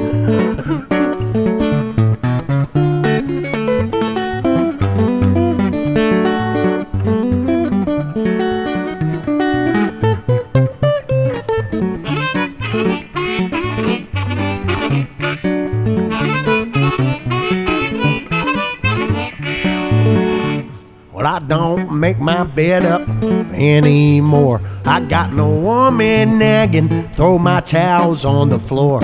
I'm sleeping in the Four Seasons, I got it made. I'm laying out drinking up in the shade. She got me sleeping in the Four Seasons, I don't mean the suites. My baby put me out and now I sleep on the streets. In the summertime, wintertime, spring through the fall. My place is real large, but my rent is small. I'm out sleeping in the Four Seasons.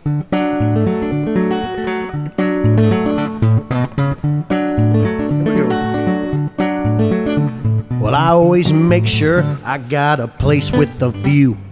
A public park, fountain, midnight swimming pool. And that flashing billboard makes a fine big screen.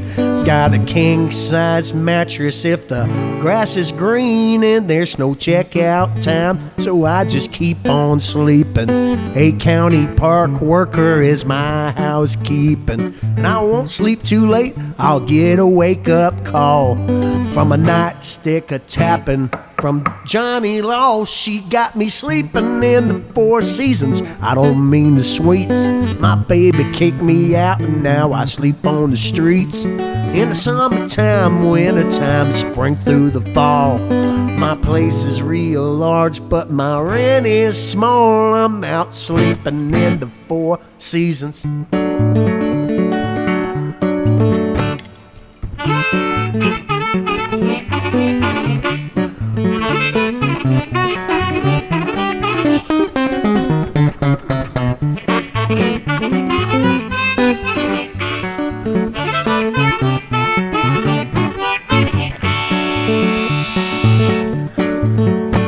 And behind the bakery, they got a continental breakfast buffet. Get some old ass muffins and get on your way. And get your best drawers out your closet shopping cart. They got the AC blasting up in Walmart. And all my Four Season friends, we keep a mini bar. We got the radio blasting, we like partying hard. We're out sleeping in the Four Seasons, spring through the fall. Man, someone's at our park bench, Jordan. Oh, hell no, she got me sleeping in the Four Seasons, I don't mean the suites. My baby kicked me out and now I sleep on the streets. In the summertime, wintertime, spring through the fall. My place is real large, but my rent is small. I'm out sleeping in the Four Seasons. Hey, this is a silly one. Let me take off these headphones.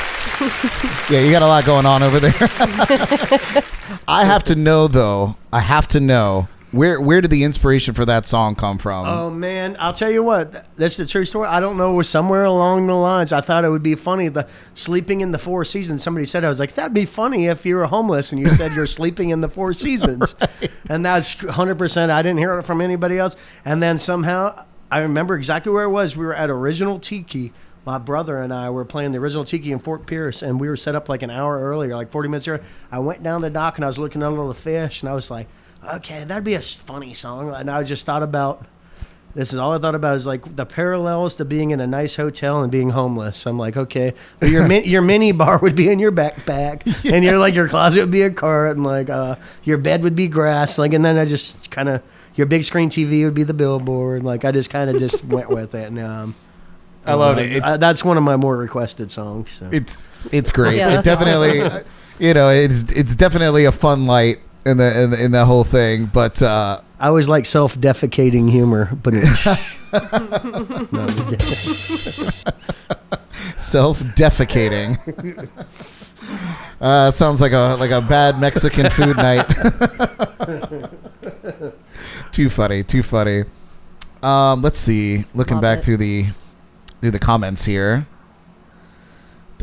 Somebody requested something. Alligator Middle. Alligator. Who did that one? Who requested? Patricia. That was Patricia.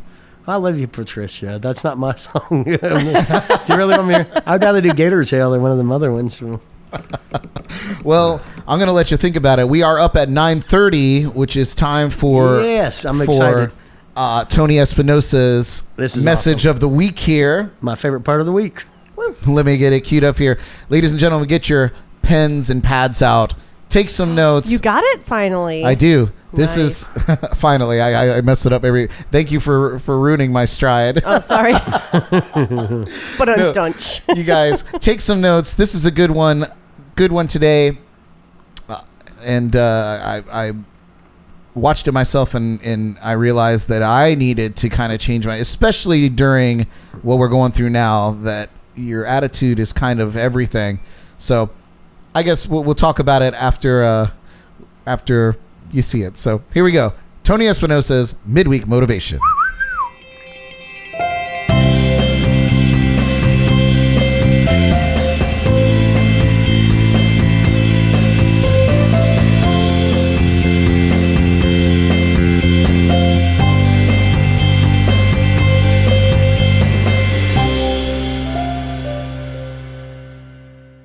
How we doing today? I am doing great. It's Wednesday, middle of the week. I hope everybody's doing well.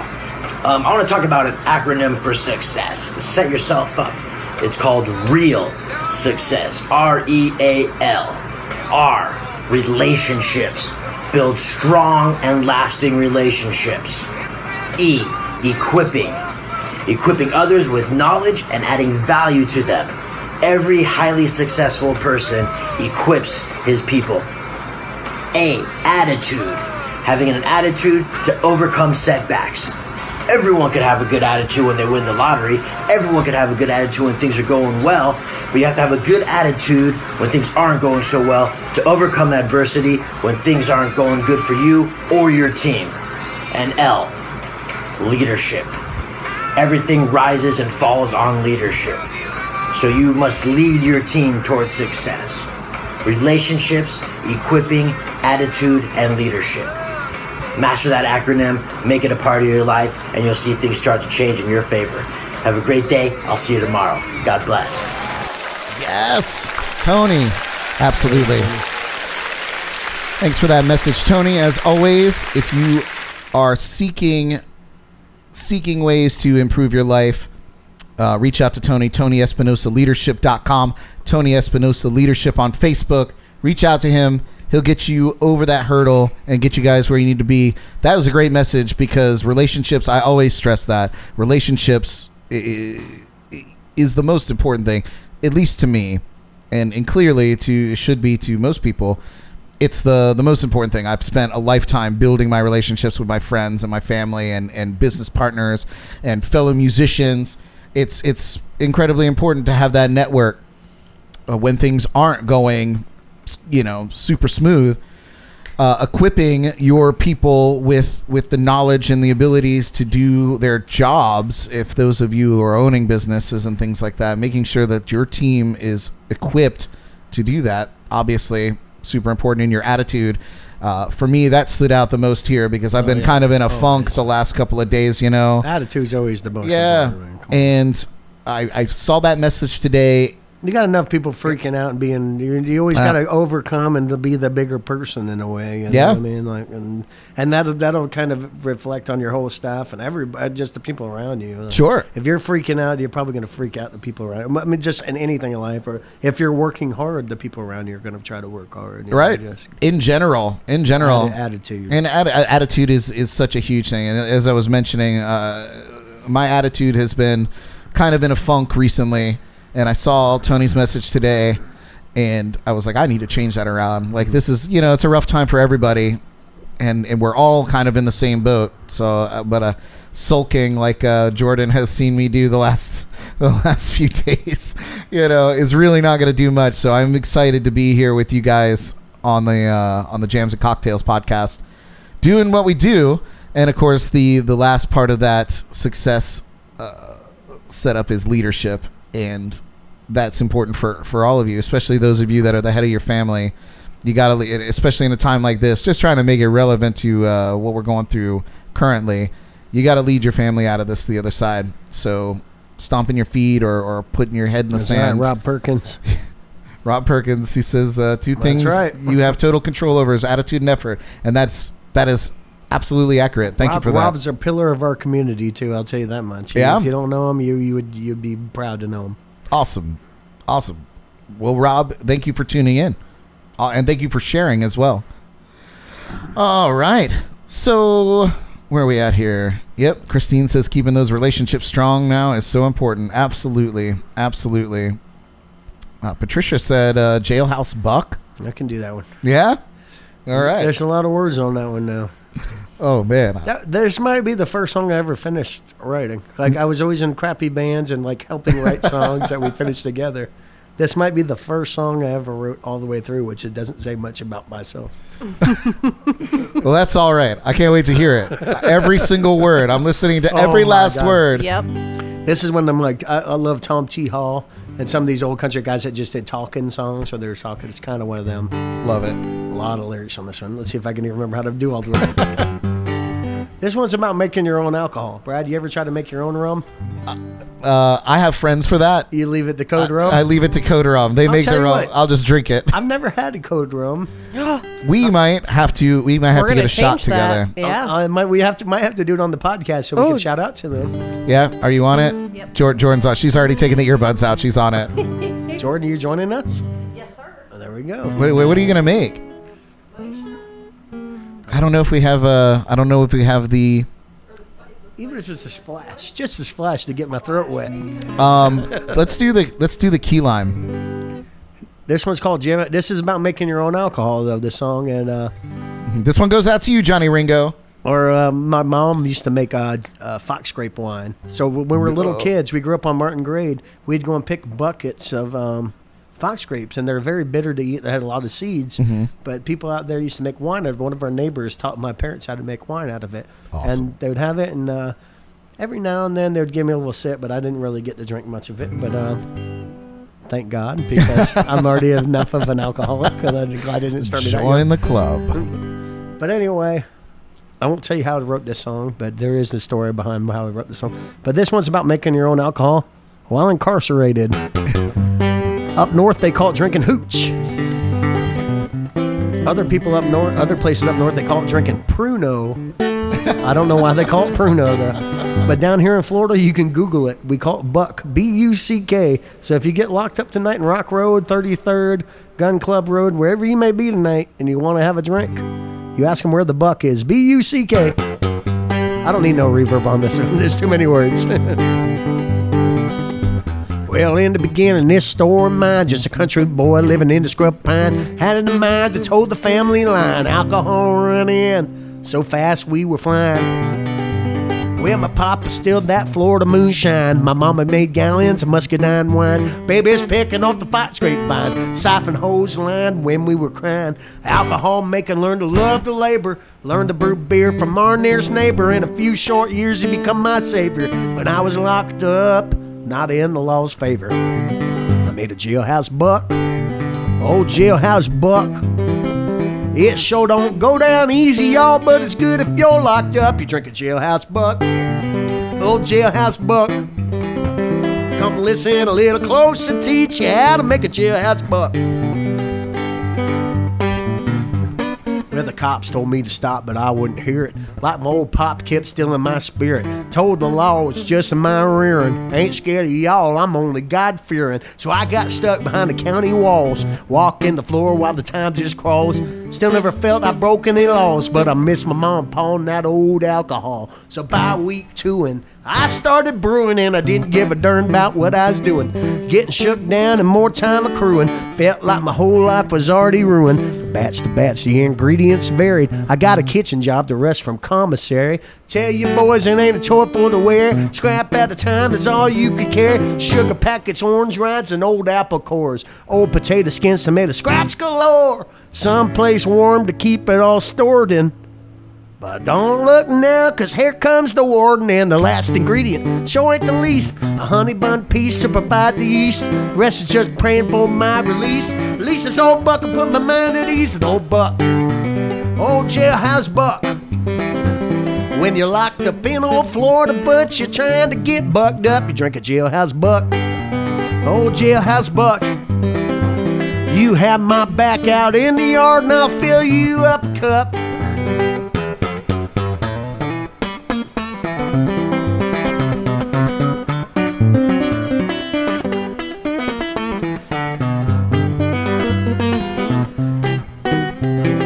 I think this is the last verse. It might not be. Well, I siphoned off the first batch. I knew it was a hit. The warden came around to wet his lips. He heard it from a snitch. I've been selling off sips. A party in the yard with the Bloods and the Crips. Swear the Greenwich Chapel precinct, that's the blood of Christ. Sniper Tower guards got my buck in his sights. Jailhouse nurse said it killed all our lice. Even down on death row was feeling nice on Buck. Old jailhouse Buck. When you're locked up in old Florida, but you're trying to get bucked up, you drink a jailhouse Buck. Old jailhouse Buck. You give me a couple more prison tats and I'll fill you up a cup. Something stupid like that. Thank you, Patricia, for the request. Oh, Tim Hansen said, "Oh, this makes me smile. Missed this." You know, thanks, Tim. John, I have Well, to. God bless you. Oh goodness, here we go. So this is Code Rum's Key Lime rum. Ooh, so I don't know. Are you a rum drinker? I think I put this on my neck. It smells so good. Right? I don't know. I'll tell you. I know. A little right? dabble to you that you can't beat the girls off of you after I'll this. tell you what, you can't beat the cops off you after that. We don't talk about that. I got my own story about Jailhouse Buck. Well, you guys, Raise them up if you got one at home. Johnny, here's to you. Thank you for being here, my God friend. bless you guys. God Thanks bless for you being all on the at home. show. Thank you for tuning in. Absolutely. Jordan, thank you for being here. Jordan, you're the Thank sweetest. you. Thank you. Brad, thank you for being... No, I'm just kidding. Cheers to all you guys watching. Cheers. Danger. Oh, that's good. Danger. No, that tastes too good to be alcoholic. You're telling Right? me. You're telling me you put that in a cocktail and it's on another level Yep, it's game over. for sure. Shout out to Code Rum, though. Don't they sponsor you? Don't they sponsor you or something? You always tell you. I'm affiliated. They do. They sponsor a lot of the things that we do. They are a sponsor of this show. And Ringo's a very, very good friend of mine, and we have big plans on the other side of this. Ryan Edwards. Yeah. Ryan Just Edwards. saw them chime in. I'll tell you what, the best mechanic in all of Florida right there. Ryan No Edwards. kidding. Except, well, I use a different mechanic, but he lives in Tallahassee. Oh, He lives in Tallahassee. That's a long ride. Yeah, It's if your a car long is ride. not working, you can't go there. You can't get to him. I do want to touch on for a minute your songwriting style. I don't know if you're willing to divulge this, but your process and how you pull these elements together. Oh, I'd love I'm to. so blown away. As a I'd love songwriter to. myself, I listened to your songs and I was like, so many times I'm like, man, I wish I could write songs like this. I want to put me on the thing over here. You're on the thing. I tried to write songs my whole damn life. I'm not lying. Like, since I was 14, I was trying to write an epic song. I really have been. And I never finished anything. I would have a good chord progression I liked, a good melody, maybe a verse. But I was so insecure to write a song. Then all of a sudden I decided I'm going to write either blues or country music. It became a lot easier because, Yeah. I don't know. It's just cliche and stuff. But anyway, as soon as I came into that mentality. But I will say this on the camera, your best songs are going to be, they write themselves. I don't know how else to describe it. I think you would say the same thing. Like, Absolutely. the best songs you have, you're like, well, you heard somebody else say something, or you had an idea that came from somewhere and you wrote it quickly. If you sit there for a month trying to write a song, it's probably not going to be as good of a song as if it just flows naturally. I don't know. And there will always be ebbs and flows in that, for me at least. Yeah. I'll write 2 or 3 songs in a day, and then I'll be a month I don't write anything. I'm going to tell you, I'm on a almost 2-year dry streak. Oh, well. You know, but I realized early on in my writing that I write songs when I'm either unhappy or I'm going through something big. So I rarely have written songs when everything was smooth sailing and it was good. So maybe this will be some inspiration for me. I don't know, but I want to give more advice, not even be like that, but it's with me, even like if I have a dry spell, I always have a list in my phone. So like, say you said something tonight, I'd be like, that'd make a good song. Yeah. I instantly, like, regardless if I'm in the middle of something important, I'm like, do, and I have like So that line smart. will be good. And then when I don't have inspiration, you kind of go on that and you just kind of try to force yourself to write something. Sometimes something comes out, sometimes it's like the Jailhouse Buck was straight up a formulaic song. I'm like, well, you're in jail making alcohol, like, what rhymes with Warden? Put something stored in. It was just like, it wasn't like a free flowing song. Like I had to force this, but there's different ways to write every song. So Sure.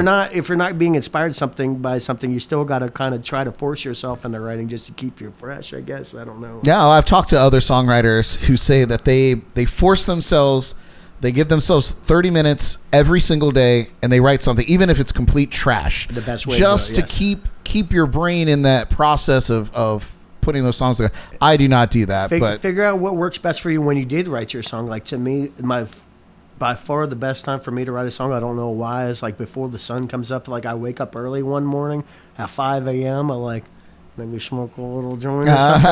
Like that's pretty early. My dad probably would be saying that's too early to smoke a joint.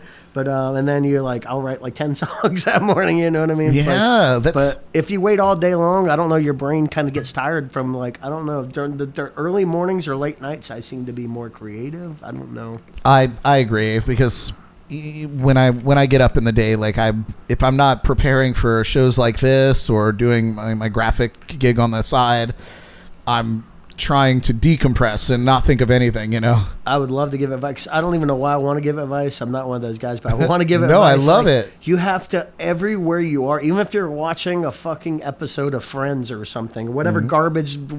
Honestly, I would say if you really want to write songs, just kind of disconnect and like don't Sure. watch too much stuff.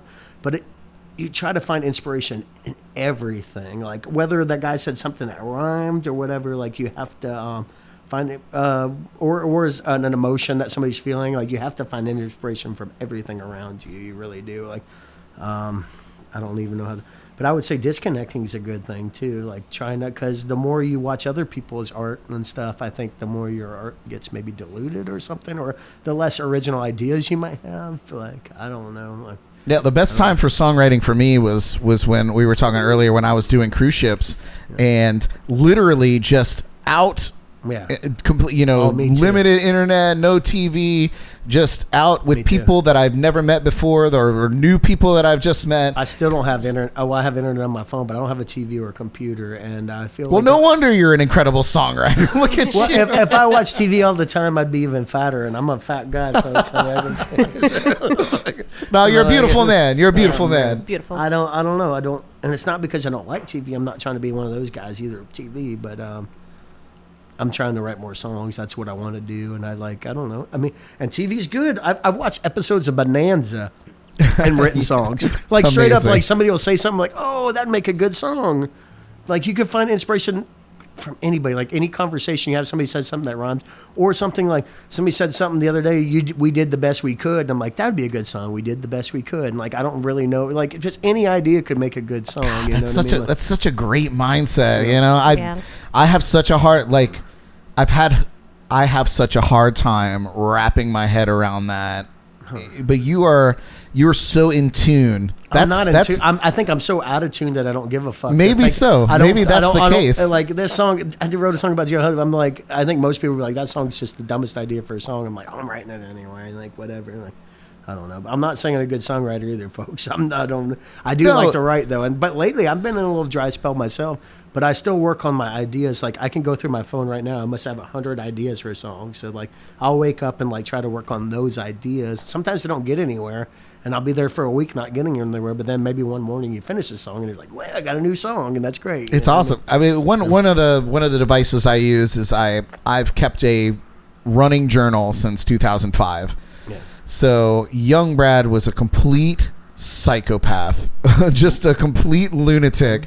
And so I can go back, and I kept pretty always like narrative type journal entries. So I kept writing it like a story, and I made that decision in 2005 and just continued writing. So I go back all these years, over all this time, and sometimes I'll find something that I said or something, or I wrote a song lyric in, and I'm like, yeah, that's really good, and never went anywhere from it. And I'll take that and I'll put a song together out of that. But the practice of songwriting, which is something that you're touching on, you know, even if you're taking an idea and just kind of running with it. It's harder to do when you're successful in a way. Like when I didn't have any gigs, like no gigs. That's all I did was like, I'm trying to write songs. And now I'm playing every night. It's like I wake up and try to practice and stuff, and I know that I'm going to play 4 hours later. And I'm like, okay, well, try to get a little exercise, try to get some food, and like mow my yard, whatever you got to do. You know? Right. So it's like, but still, Well, you know that's why the Nashville Machine still exists, right? Fuck them. I wrote a song recently. I would play that one right now. I wish I could play it. But the more you do it, though, that's the true story. Like when I was doing it a lot, like trying to write a song every day, I would be in my sleep literally and just be like, okay, that'd be like I was rhyming stuff in my head almost. Like, so if anybody out there that really like obsessively does it, I think you'll be able to write songs. Like whether you're good or not, you just get in that mode. Where you can Well, it's like with anything, the more effort that you put into it, the better you're going to get. Or at least the more experienced you're going to get. I'm not going to say that you're going to be a great songwriter if you write songs all day, but you'll definitely get more experience in the process. Put me on the camera one more time. The biggest thing you can do to write a good song, and I truly believe this, is listen to good songwriters too. Like, absolutely. If you're listening to Vanilla Ice all day, or whatever, I don't even want to knock Vanilla. But listen, Rob is a national treasure. Okay, it's not that, but like, if you listen to Bob Dylan straight for a year, and then John Prine or whoever you think is a good songwriter, like as a hip hop artist, even if you think they're a good, like just obsessively listen to them, it'll permeate through you a little bit. But if you're listening to garbage, chances are you're probably going to put out some garbage too. That explains what I'm going through, because I listen to Top 40 radio almost every day while I'm in here working. I just can't. Like, I just put it on. I put it on because it's mindless. Like Cardi B all day, every day. No, that I can't do. And I'm sorry, Cardi B fans. I just can't. Yeah. I can't do it. I can't do it. I'm to the Terrible. point now where terrestrial radio, if I'm in a car, it has to go to a talk station. Oh my God. I don't even like talk radio. I cannot listen to the terrestrial. I'm serious. radio music. I listen I just can't. She gets furious with me over here because I put real radio on and I'll listen to those guys. I'll listen to the Love Doctors. I love them, but it's like they're not saying anything important or anything. But I don't want to hear the same song for the 100th time a day. Like, 10 songs on repeat over and over and over and they over weren't again. even great songs in the first place. When once you wore them through my skull, it's just like, come on. Like, And that's the thing. I like talk radio because it's fresh content constantly. And I started listening to it when I was doing long drives because songs put me to sleep. They're just repetitive, and I almost think, like, this is just my opinion, like listening to talk radio, you probably have a better chance of getting an idea for writing a song. It's than so you, true. Because they might say something that's fresh idea or just something that might rhyme in a different way.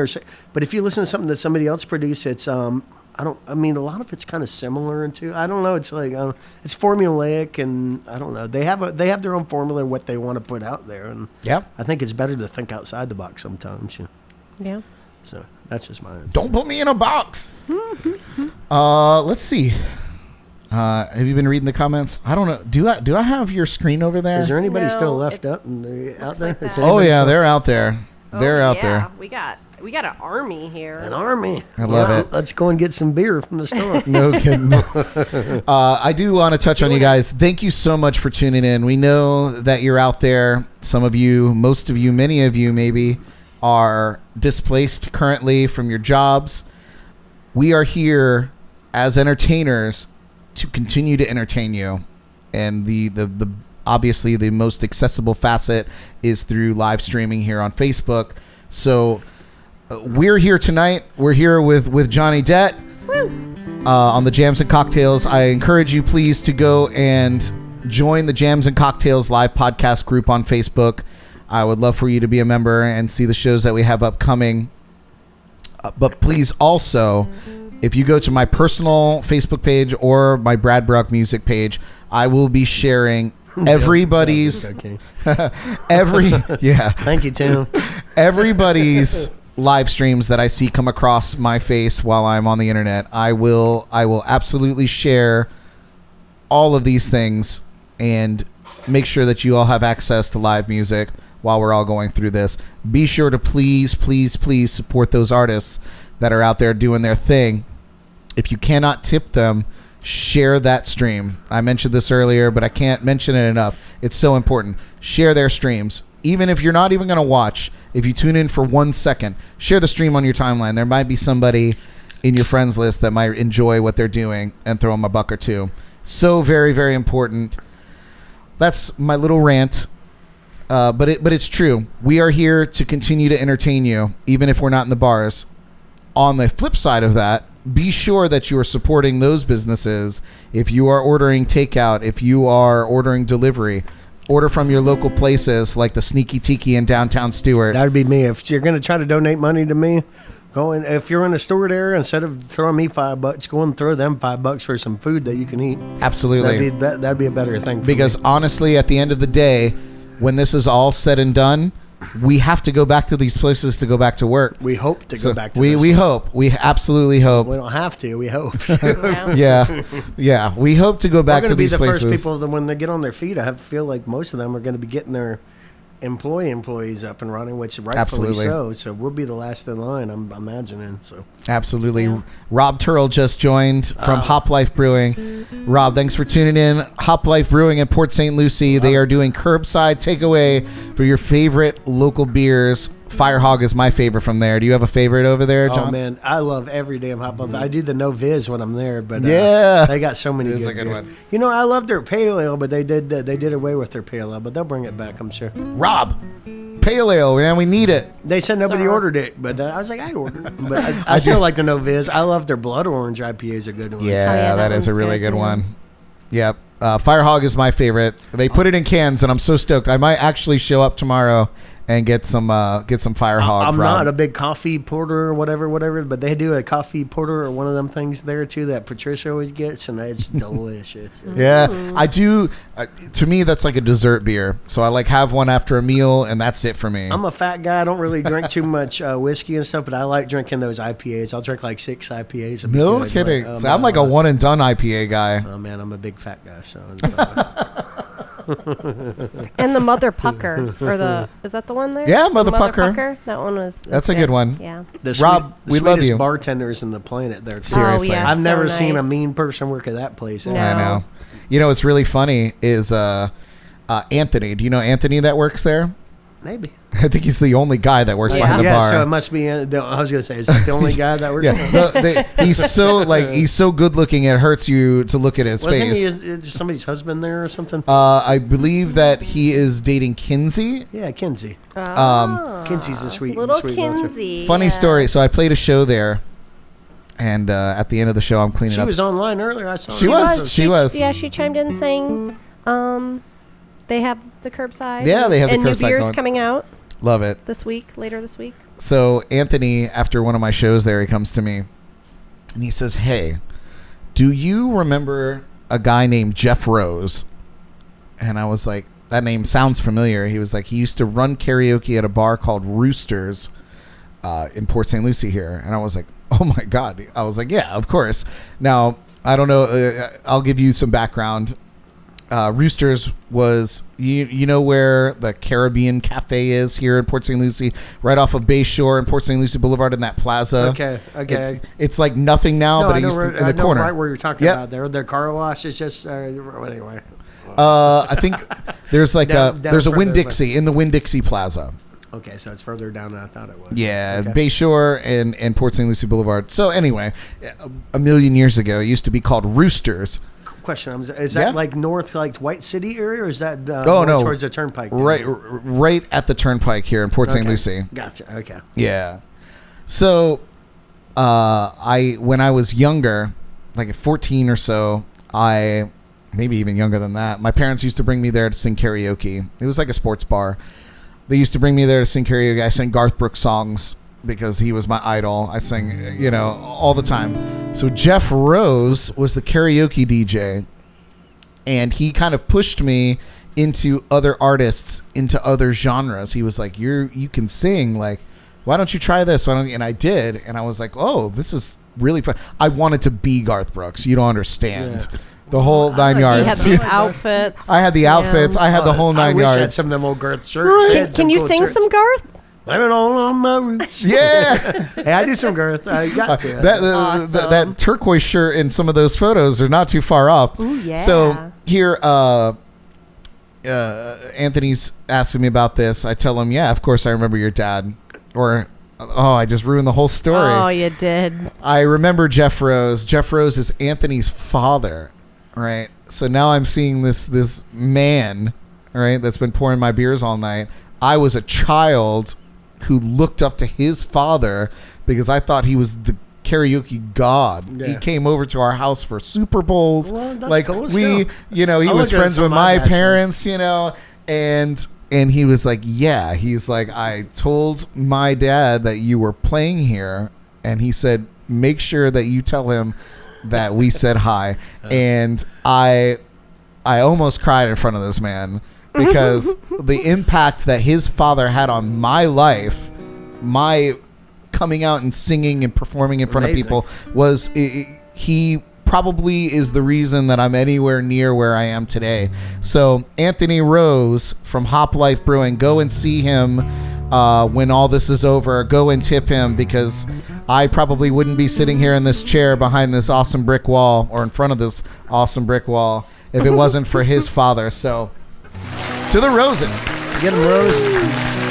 I do Garth Brooks songs. I do because everybody always wanted to hear the Friends in Low Places. So Oh, yeah?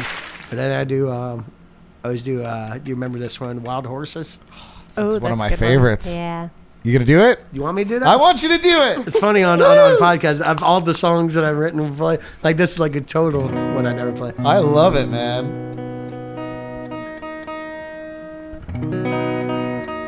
You don't have a tuner, do you? I don't know if I have one handy.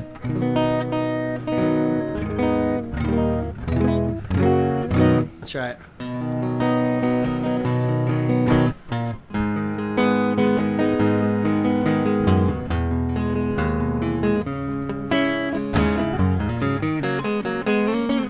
Well, from a phone booth in Cheyenne. Give me some of that reverb now. I got you. From a phone booth in Cheyenne, I made a promise to Diane. No more rodeos, I'd gone my last go-round. The same promise that I made San Antonio and Santa Fe. But tonight I saddled up and let her down. Wild horses keep dragging me away, and I'll lose more than I'm gonna win someday. And wild horse just stay wild, and her heart is all I'll break. Well, wild horses keep dragging me away.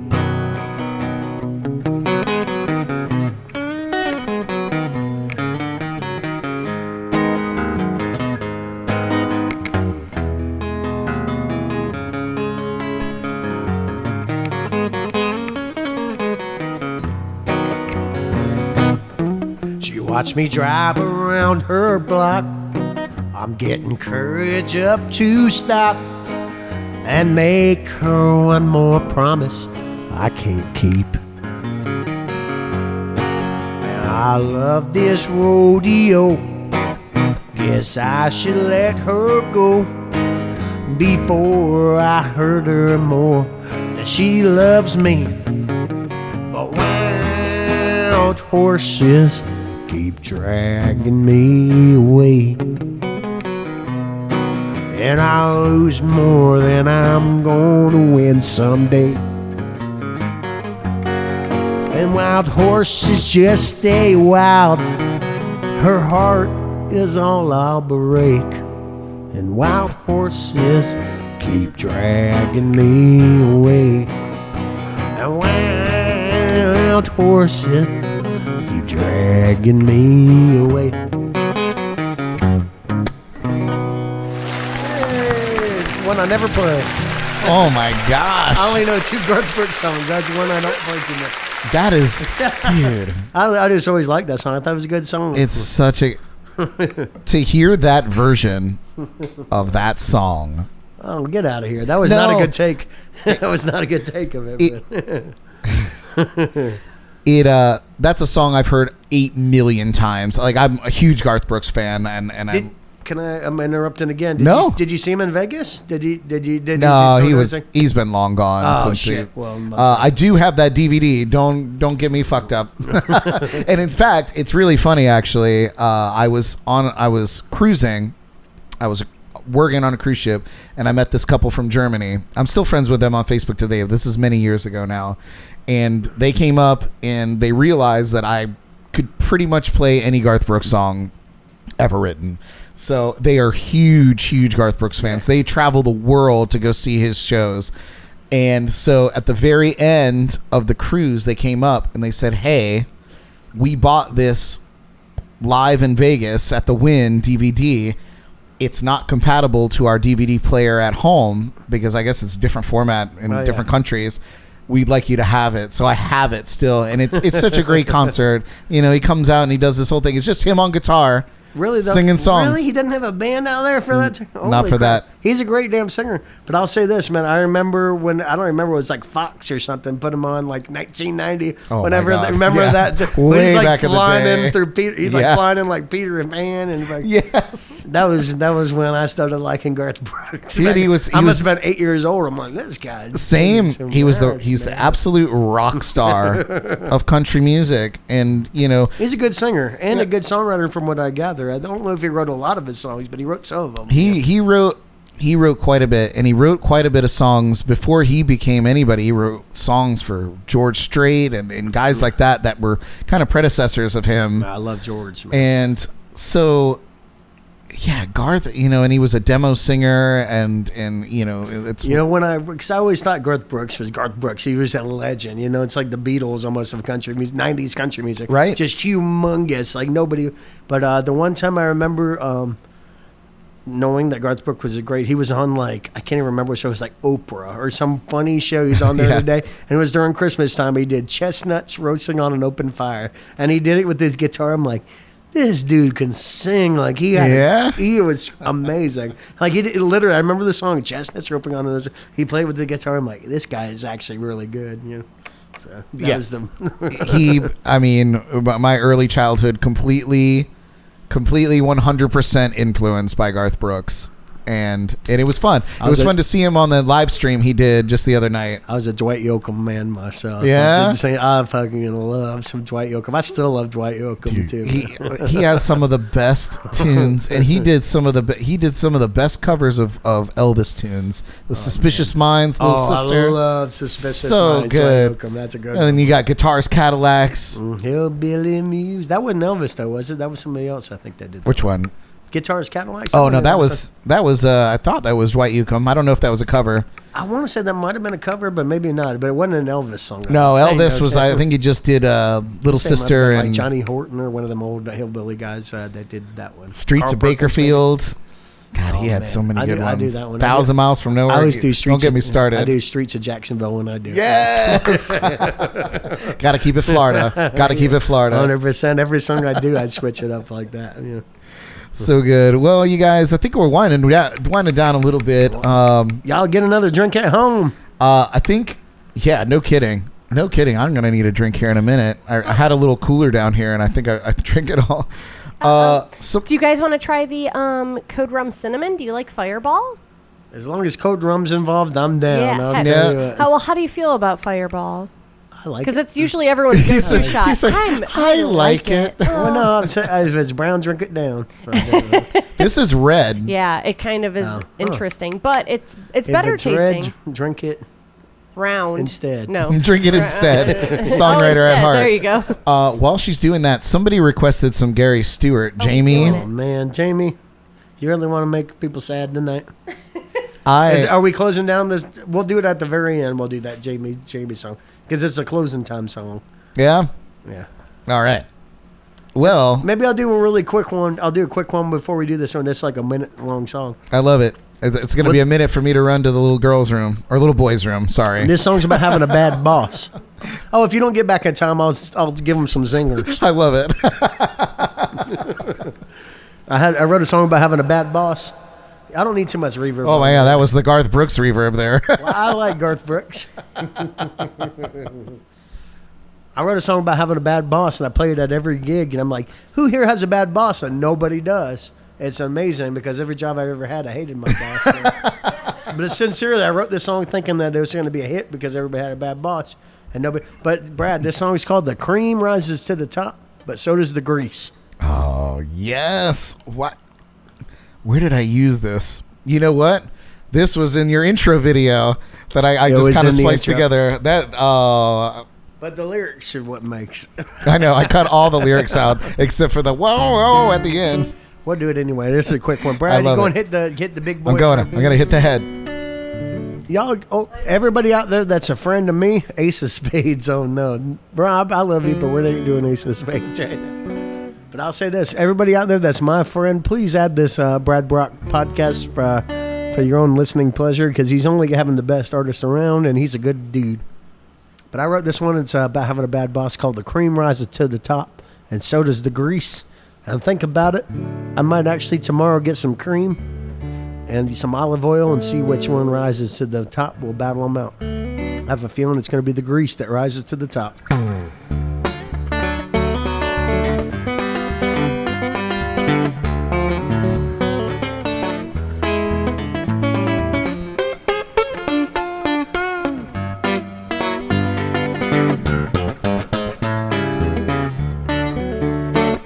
Well, the cream rises to the top, but so does the grease. And my boss says he's a real piece. Yeah, I'm tired of his stank breath breathing down my neck. He only lifts his fingers to sign a short check. 60 hours a week, heartbreaking labor. Hands me that check, he thinks he's doing me a favor. I can't pay my bills, he lives in a castle. Working minimum wage for a maximum asshole.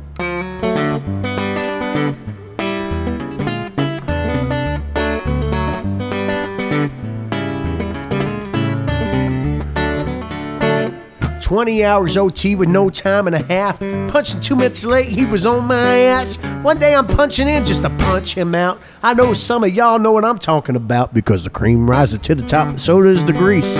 And my boss, yeah, he's a real piece. I'm tired of his snake breath breathing down my neck. He only lifts his fingers to sign a short check, 60 hours a week, heartbreaking labor. Hands me that check, he thinks he's doing me a favor. I can't pay my bills, he lives in a castle. I'm working minimum wage for a maximum asshole. Got one more line that goes like this. And I swear one day when it's up and quits, he's gonna leave my footprints everywhere he sits. Hey, on it. That's that one. Well, that was super short. Yeah, as I said, on the album it's only a minute, and I do it faster live. Brad, you're good, buddy. Or you just took a really long pee. It was Man, that's all right. it was substantial. I'm not gonna lie. I'm gonna be the first to say it here live on Jams and Cocktails. Johnny Depp must have the bladder of an elephant. Yeah. Because he has been sitting here putting some beers away with the rest of us. I'm one of the few musicians, I'm not even bragging at all, but I won't take breaks and I'm playing most of the time. Like, I got that off my brother, and I'm like, everyone's like, how do you do that? I don't know, when you're playing, I don't even realize it. It's really funny, you know. On the ride home, I got to stop about 50 times on that side again, so. My buddy Chris Springer, another local musician. Chris Springer, I love you, Chris. Woo woo! Dude, Chris. I love that guy. Chris was scheduled to come in here. Normally, in any normal circumstance, the bar is flipped around the other way, and we have a bartender, a guest bartender. So it's either a bartender that we know from a restaurant. Let me bartend one of these. Yeah, yeah. So I love the bartender. Right. So Chris Springer was scheduled to come and be our bartender, and then of course Mike was going to hold down the lounge here, and we were going to run this show that way. And obviously, that would have been killer. Right? I love Chris. So we'll have to pull it together again. Obviously, we don't want to send. We're not trying to send the wrong message. You guys got to stay as apart as possible, and being socially distant is a good thing to do. So we decided to. I just say all this because I don't want people to get mad at me, but I'm. Yeah. No, I say it because I like, man, don't be fear mongered either. Yes, I say it because I am fully aware that there are some people that believe strongly that, and I do believe that social distancing is important. at this point in time. So Let me say on the microphone after I just said all that, I've only been out of my house. I went to the post office and dropped something off. I've been very quarantined. Trust yeah, me. exactly. Nice. Like since we got back from Vegas, I might have been out of my house maybe 4 times and not in direct contact with anybody. I'm not scared to go out though, but I am scared to give it to somebody. I'm not scared to get it myself. That's the biggest obviously. thing. You know, like we've been 2 weeks back from any traveling that we've done, and we're fine. However, it is a thing that's asymptomatic, so you never know. And it's better to be safe than sorry. 100%. That's what we got to say. Yeah, and if we have to do our part by just, sitting around, I guess. What? What is? Someone's got to do it. What is this? Oh, it's just, I don't know. Why does it smell really bad? It's like Kool-Aid. Well, you got. Ooh. It's the spice. We have the spice because there was only a little cinnamon left. Okay, I was gonna say everybody's got cinnamon shots, and I get something have that, spice too. that looks completely. I'll trade you. I just gave Mr. Johnny's the cinnamon. You're living that cinnamon thing's life. bright red. I'll tell you what. Yeah, right? I don't know if you can see this on camera. Do you- But It's like a Do you- hottie bright toddy. red. Have you ever had the candy Red Hots? Well, I love them. Yeah. That's you're living that life right Yeah, now. It's like the gum. So cheers, another Code Rum shot. Cheers, Cheers. Code rum for life. Not a rum guy, but if I am, it's code rum. That might change your life a That's little how bit. I feel about it. It's different. It's candy water. There it is. Oh, we got him dancing. We got him dancing. That's pretty tasty. Yeah. It's not bad, right? Not Not terrible. at all. Code rum for life. Code I'll Rum tell for you. life. I'm getting the tattoo this week. Really? Code No. rum for life. On your cheek? Yeah, right on my butt cheek. Right where you get the teardrop? Right there. Code rum. It's just like a bottle of rum. It just says CR4L. No idea, no context whatsoever. You might get some more gigs. I might. Yeah, more gigs doing the old jailhouse buck tour. I'm funny. I don't have no tattoo. Like, if I had a tattoo now, I'd be like, man, I'm fucking a 40-year-old guy getting a tattoo. For this. You know, I got my very first tattoo by my cousin, who is a renowned tattoo artist out in Denver. If I had a cousin that would Sure, tattoo me, I'd be but like, tattoo I me. refused to get one. I knew exactly what I wanted. I refused to get one until she was able to do it, and she finally came to town, and we got it done. And I always wanted, What's that? I wanted a... Put it on the camera. Look at that thing. That's beautiful. It's upside down, but it's Anchor. an anchor, and the rope is a treble clef around the anchor. Oh, what and a it was, beautiful. What It a was beautiful- specific, and she did it, and it like was that. exactly what I I've wanted. never seen anybody with that either. That's beautiful. Isn't that Beautiful nice? idea. All of his See, favorite things. Yeah, now you're gonna see it everywhere. You're gonna be like, oh, that's that Brad Brock tattoo. Yeah. Hey, but that could be sweet too. Yeah, Stephen D. Hunt. Stephen D. Hunt was scheduled to be on the show, and he got a last minute gig, and we are working musicians, so he had to go do his thing. One but of the best dudes you'll ever meet, Stephen D. Hunt. oh, dude, I'm so excited to get him on the show. Once this all blows over and we get it sorted out, I'm gonna have you on, my friend. We got some things in the works too, by the way, so that'll be an announcement for another time. Did we get any requests while we were gone? I hope not.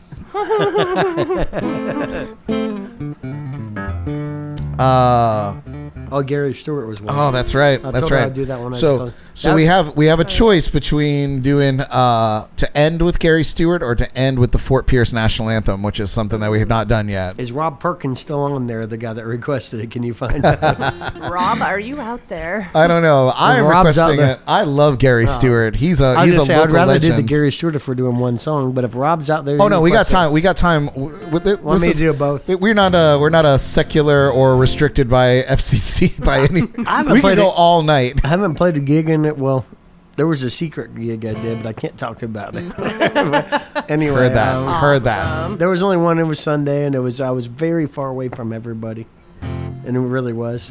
But yeah, I can do whatever. I got no gigs for the next month. What the fuck? I'll play 2 songs if you need me to. There you go. Oh, Rob said he's still here. Yeah. He's still here. And Tim said Anthem. Oh yeah, Fort Patricia Pierce said National. Fort Pierce. we're getting to it for sure. Right Oh, now, and we'll do then this one first. Christopher said Gary. So we'll do both of them. Okay. I love it. Well, I always tell this. I'm going to tell you because you guys don't come to my shows much, but I wrote this song. I know this is such a treat, by the way. This Yeah. is a real story, though. I wrote this song. I was sitting in Fort Pierce. I think I was with David Epp, if he's online somewhere. But we were up there and we were getting drunk. He said, "We need more beers." And this is how you say you write a song. I said, more beers in Fort Pierce. That's all I had. I was like, okay, that could be a song. And then right as I wrote it, Fort Pierce was voted the worst city in all of Florida.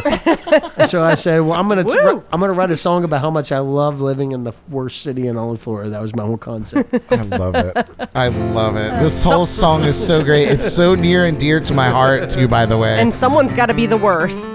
So, you know. I always say this. I wrote this song a couple of years ago. This is a true story. And I play it at every bar in Fort Pierce. We all sing along to it. And we're off the list now, folks. Woo! Give them that applause. Yes. Yeah, we're off the list now. Our teen pregnancies are at an all-time low. Our AIDS rates have dropped 50%. We got streetlights on Avenue D. We even have a cider joint in town. It's so true. It's We're a off the beautiful list. thing. And then last year, they got voted one of the top seaside communities in all America. And I'm like, wow, we may come a long way since I wrote this song. But Look at you, changing lives. That's what I'm Well, saying. you guys, changing stand up cities. and salute that Fort Pierce What- flag. No, what I always tell everybody to do. This is the mayor. This is the true story. I know I've been dicking around, but the mayor came to Pierce Cider about a month ago, and she said, "We're going to make this the official Fort Pierce national anthem." No way. Shut up. I love That's it. awesome. I that a lot. love it. So I always ask everybody at my gigs now, including you, everybody, please rise now and take off your shirts for Fort Pierce, Florida. Nobody wants to see that, but I'll do it for you. I'm just kidding. No, don't take it off there. Keep it on. Keep it on. That's just what I say at my live gigs, and you always get some drunken people in the back to take their shirts off, and it's great. It makes my show better. But this is a stupid song I wrote called the Fort Pierce National Anthem is what I call it. Well, I like reefer, I like cold beers, and I love living up in Fort Pierce. The sound of the water's always in my ears, where I think I'll spend the rest of my years. Swam that channel when I was a kid, just like my pa before me did. Fish every dock I'm not supposed to fish. Used to backflip off of the little Jim Bridge. Everyone did. Where I learned my swimming's where I learned about Jesus. Learned about women on Fort Pierce beaches. And y'all can keep running, but I'm staying right here, 'cause I love living up in Fort Pierce.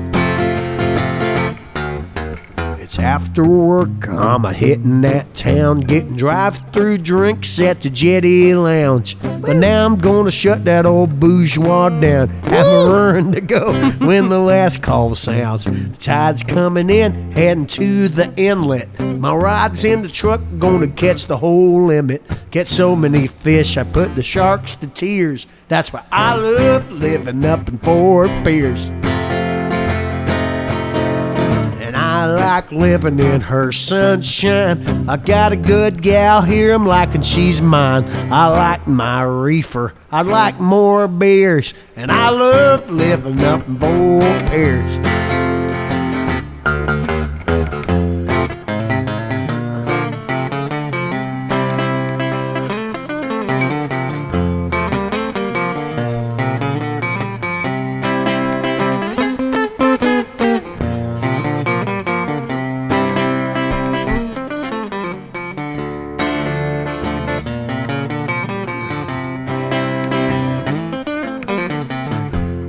Tell you about it.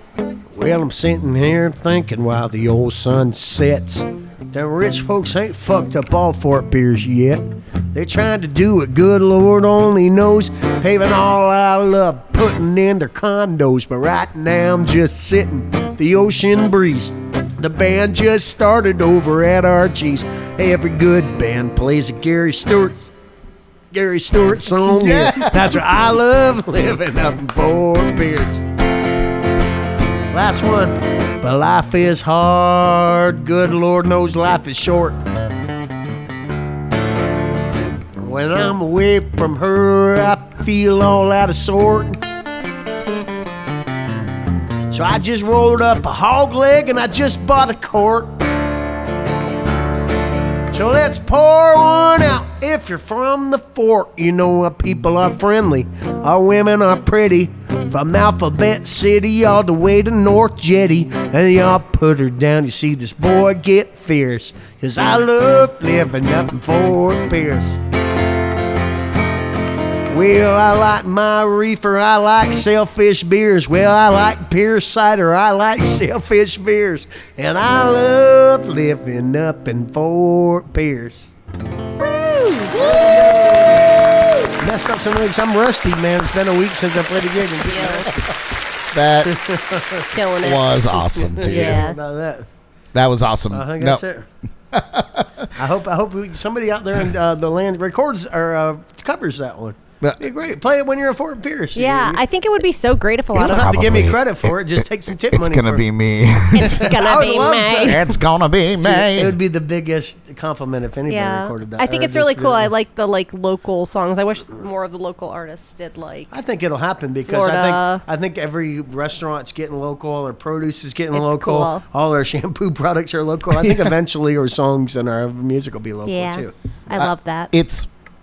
It's awesome, dude. And what you do is awesome. I'm so proud of you. Honestly, fuck Yeah. outta no, here, I really am.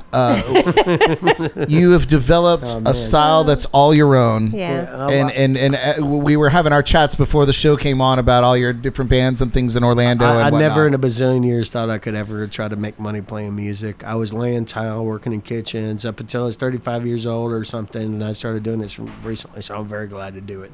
I'm trying to do it with all Wait, my are heart. you really almost 40? I'm 35, 36. Oh, Get the fuck out of here! Oh, okay. But I'm I just thought you saying, said 40. I never played any music until like How do you out, have like, no you know, gray hairs? I do got a little bit coming in. Oh, a little bit. Wait I hung out with Patricia Hold it. recently. You know, Hold up. And look how much hair he has too. All right, Jordan, you're cut off. I'm gonna mute your microphone. It's a hard life of living. Yeah. Kept it around for me, I guess. Yeah, you telling me. Just beautiful. But honestly, in all sincerity, Yeah. as a fan of your brother's music, Oh yeah. Me Um, too. I'm biggest fan. to- of my brother.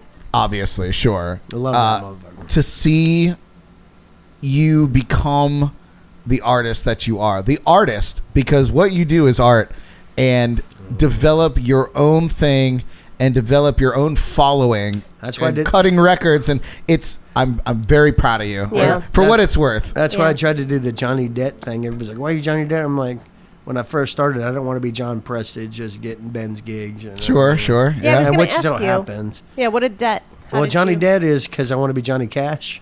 And I want to be Johnny Paycheck, but I don't have cash or a paycheck. That's what it is. So, and I'm in Take debt. this job and shove it. And I don't have cash or a paycheck, and I'm in debt. And I always ask everybody if you Google search me, capital EBT on the debt on the end.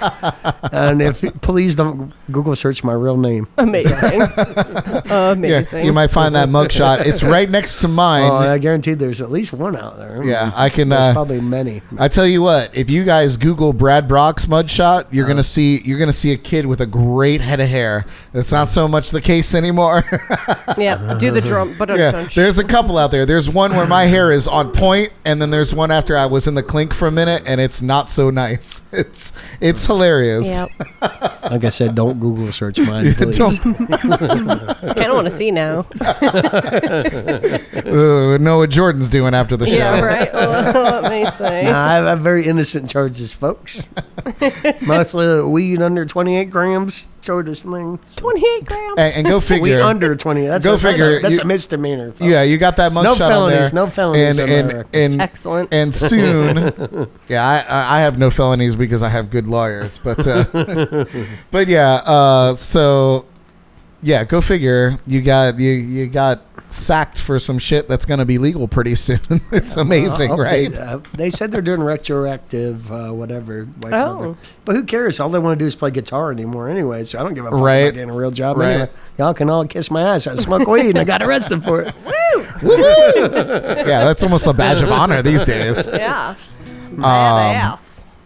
Well, you guys, I want to then again thank you personally for tuning in, and I do want to mention that this podcast will be available on every podcast platform: iHeartRadio, Spotify, Caststream, or whichever one Chris Springer listens to. It will be available tomorrow afternoon on that. You can always watch these streams live at jamsandcocktails.com. You can also watch all of these videos on YouTube. Brad Brock Music. Yeah.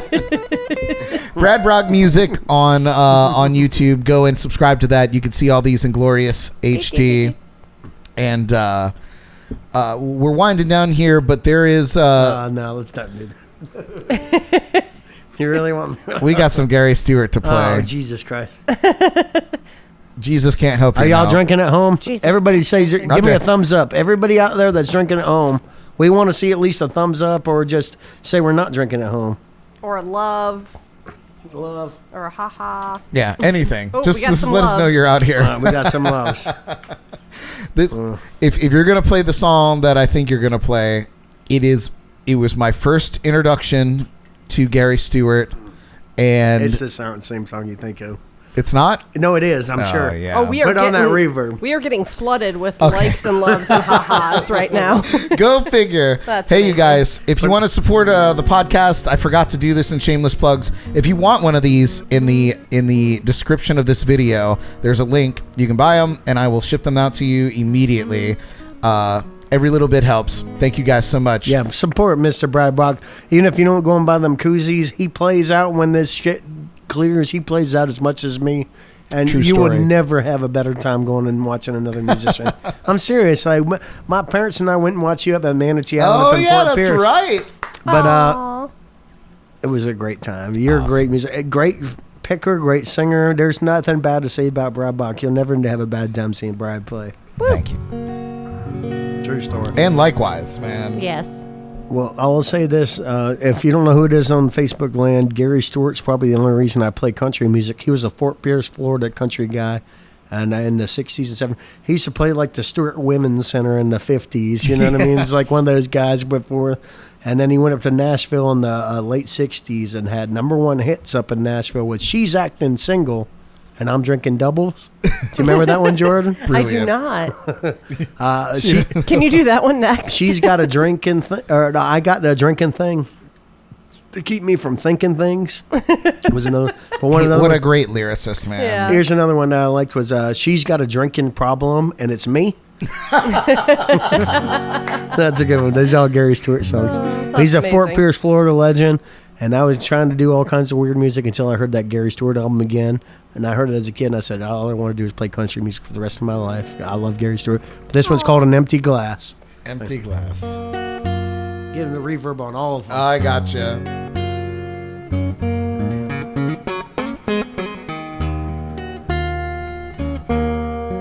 I'm gonna try not to cry during this song, by the way, you guys.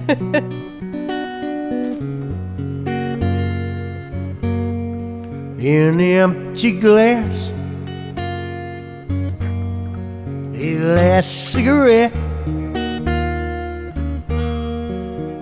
closing time. I'm drunk again, but somehow make it home. I cry myself to sleep. And that's the way it dance every night for me.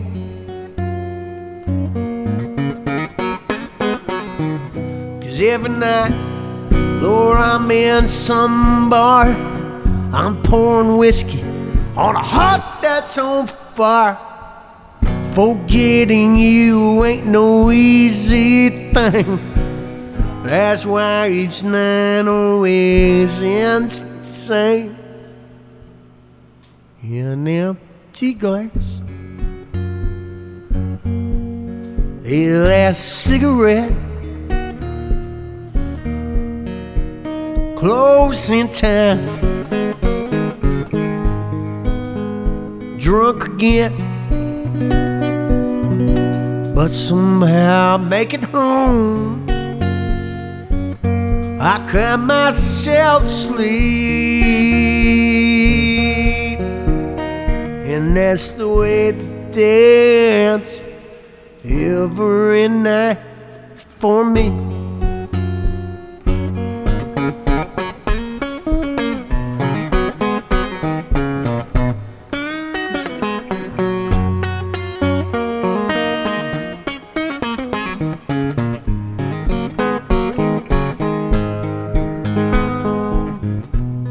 Last one. Where every night I'm in in some bar. I'm pouring whiskey or cold rum on a heart that's on fire. Forgetting you ain't no easy thing.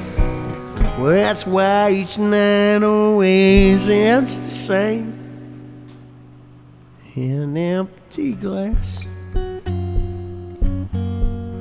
a last cigarette.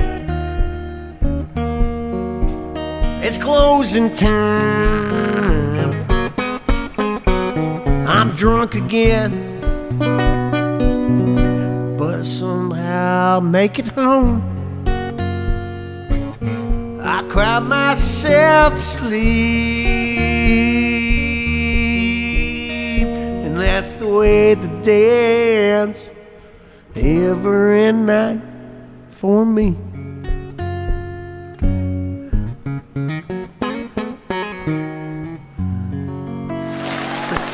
Hey, old Gary Stewart, rest in peace, Gary. Oh my God. A complete, absolute legend, you know. Gary is a guy who maybe never realized the impact that he made on the people, at least in this very area. Just that song brings back I played in a country band many years ago, and that was a night ender, you know.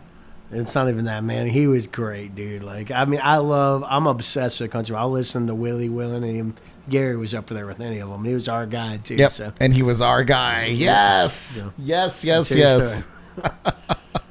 Oh man.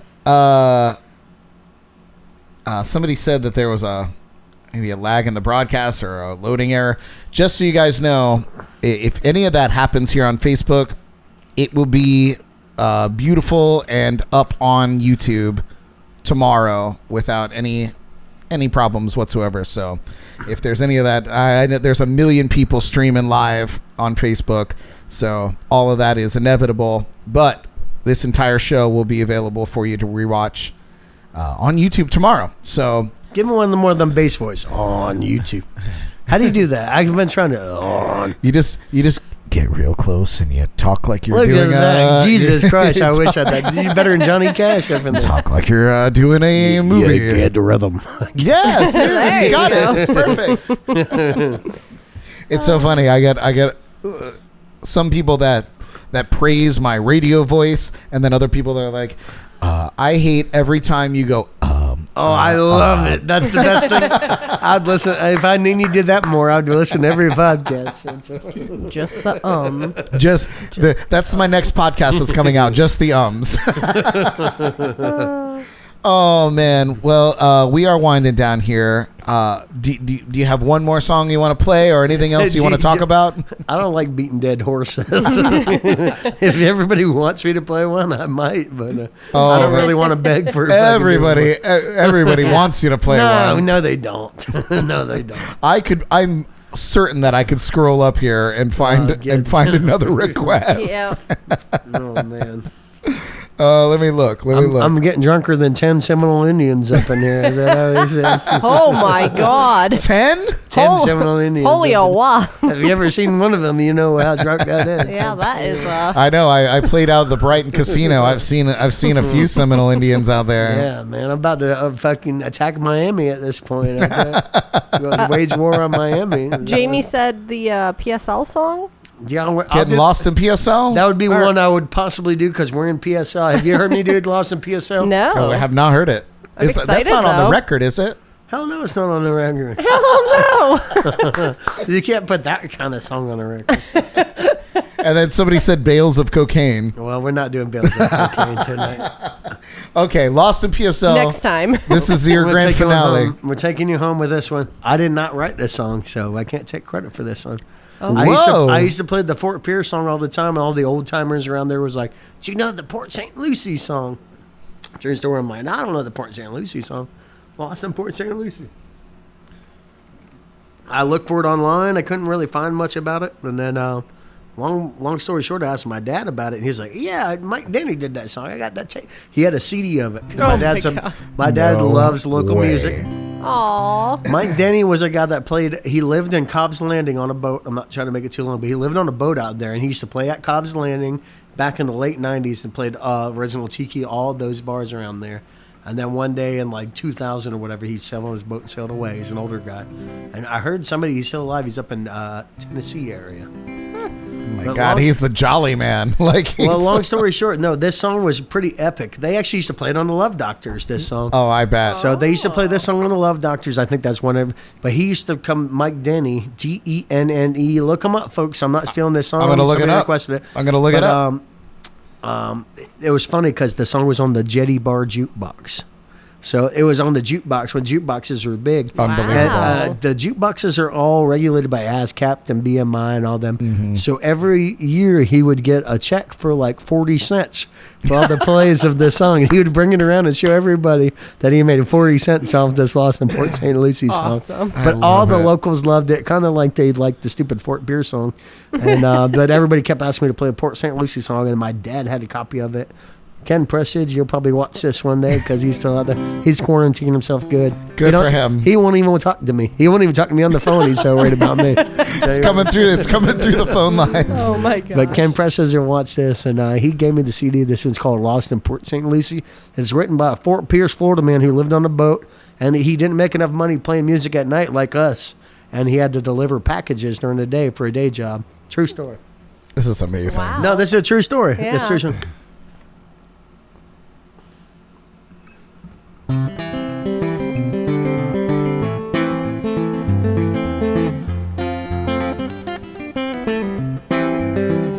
Probably don't need much reverb on this one either. It's not much of a good singer song as a story song. Well, I headed off of the island over the river. I had this package that I had to deliver somewhere south around Oroso Boulevard. The weather was hot as Madonna, but my tank was full. The tourists were gone. That was cool, and I headed south on route US 1.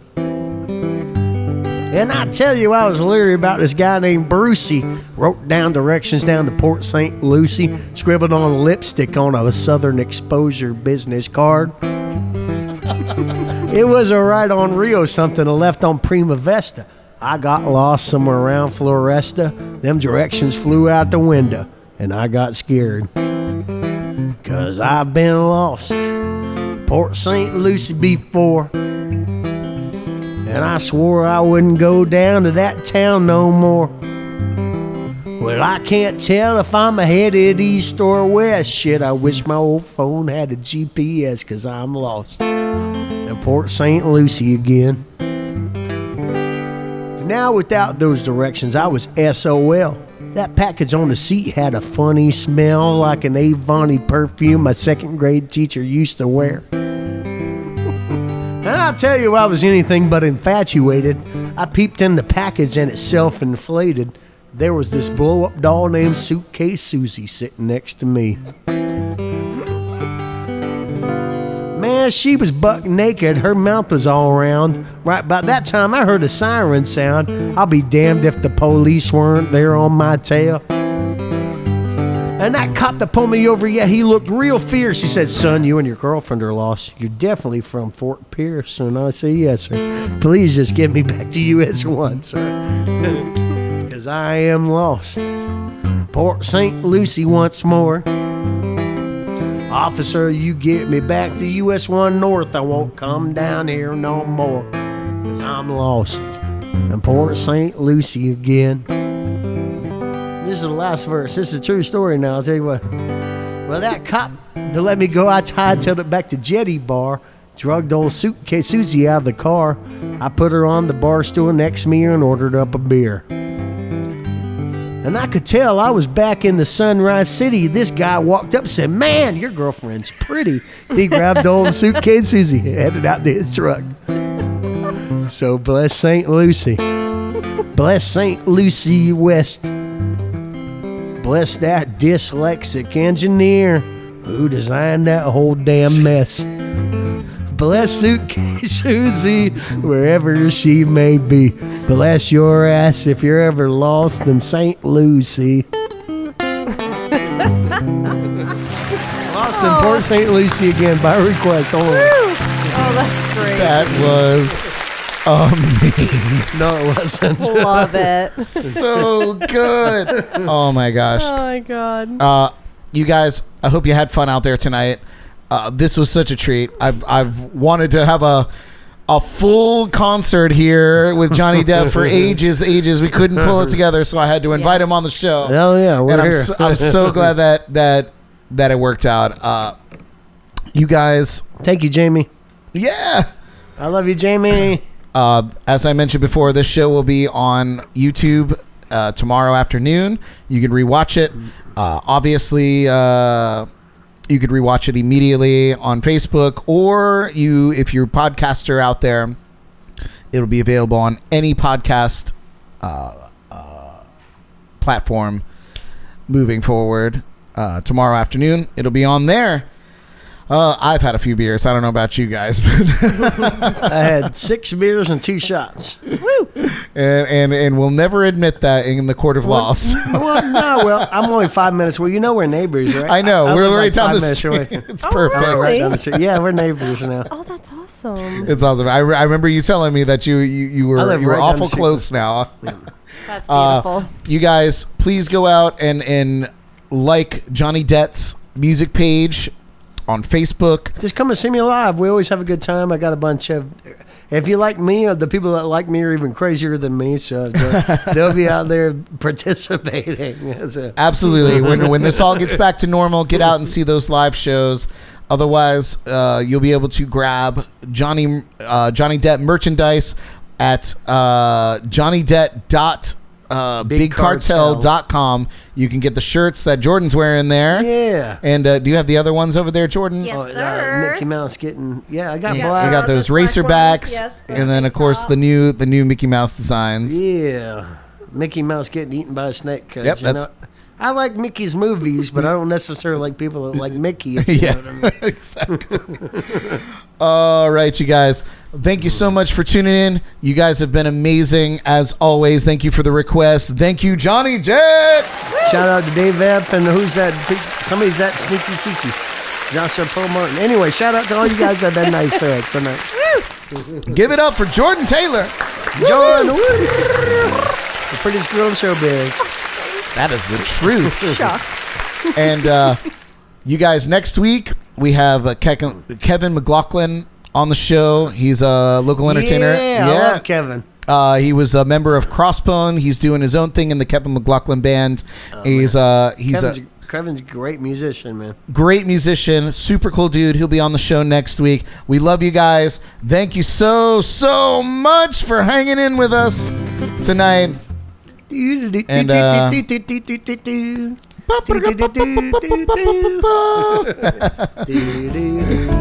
all right, you guys. We'll see you next time. Good night. Toodle pip. Toodle pip. Pretty good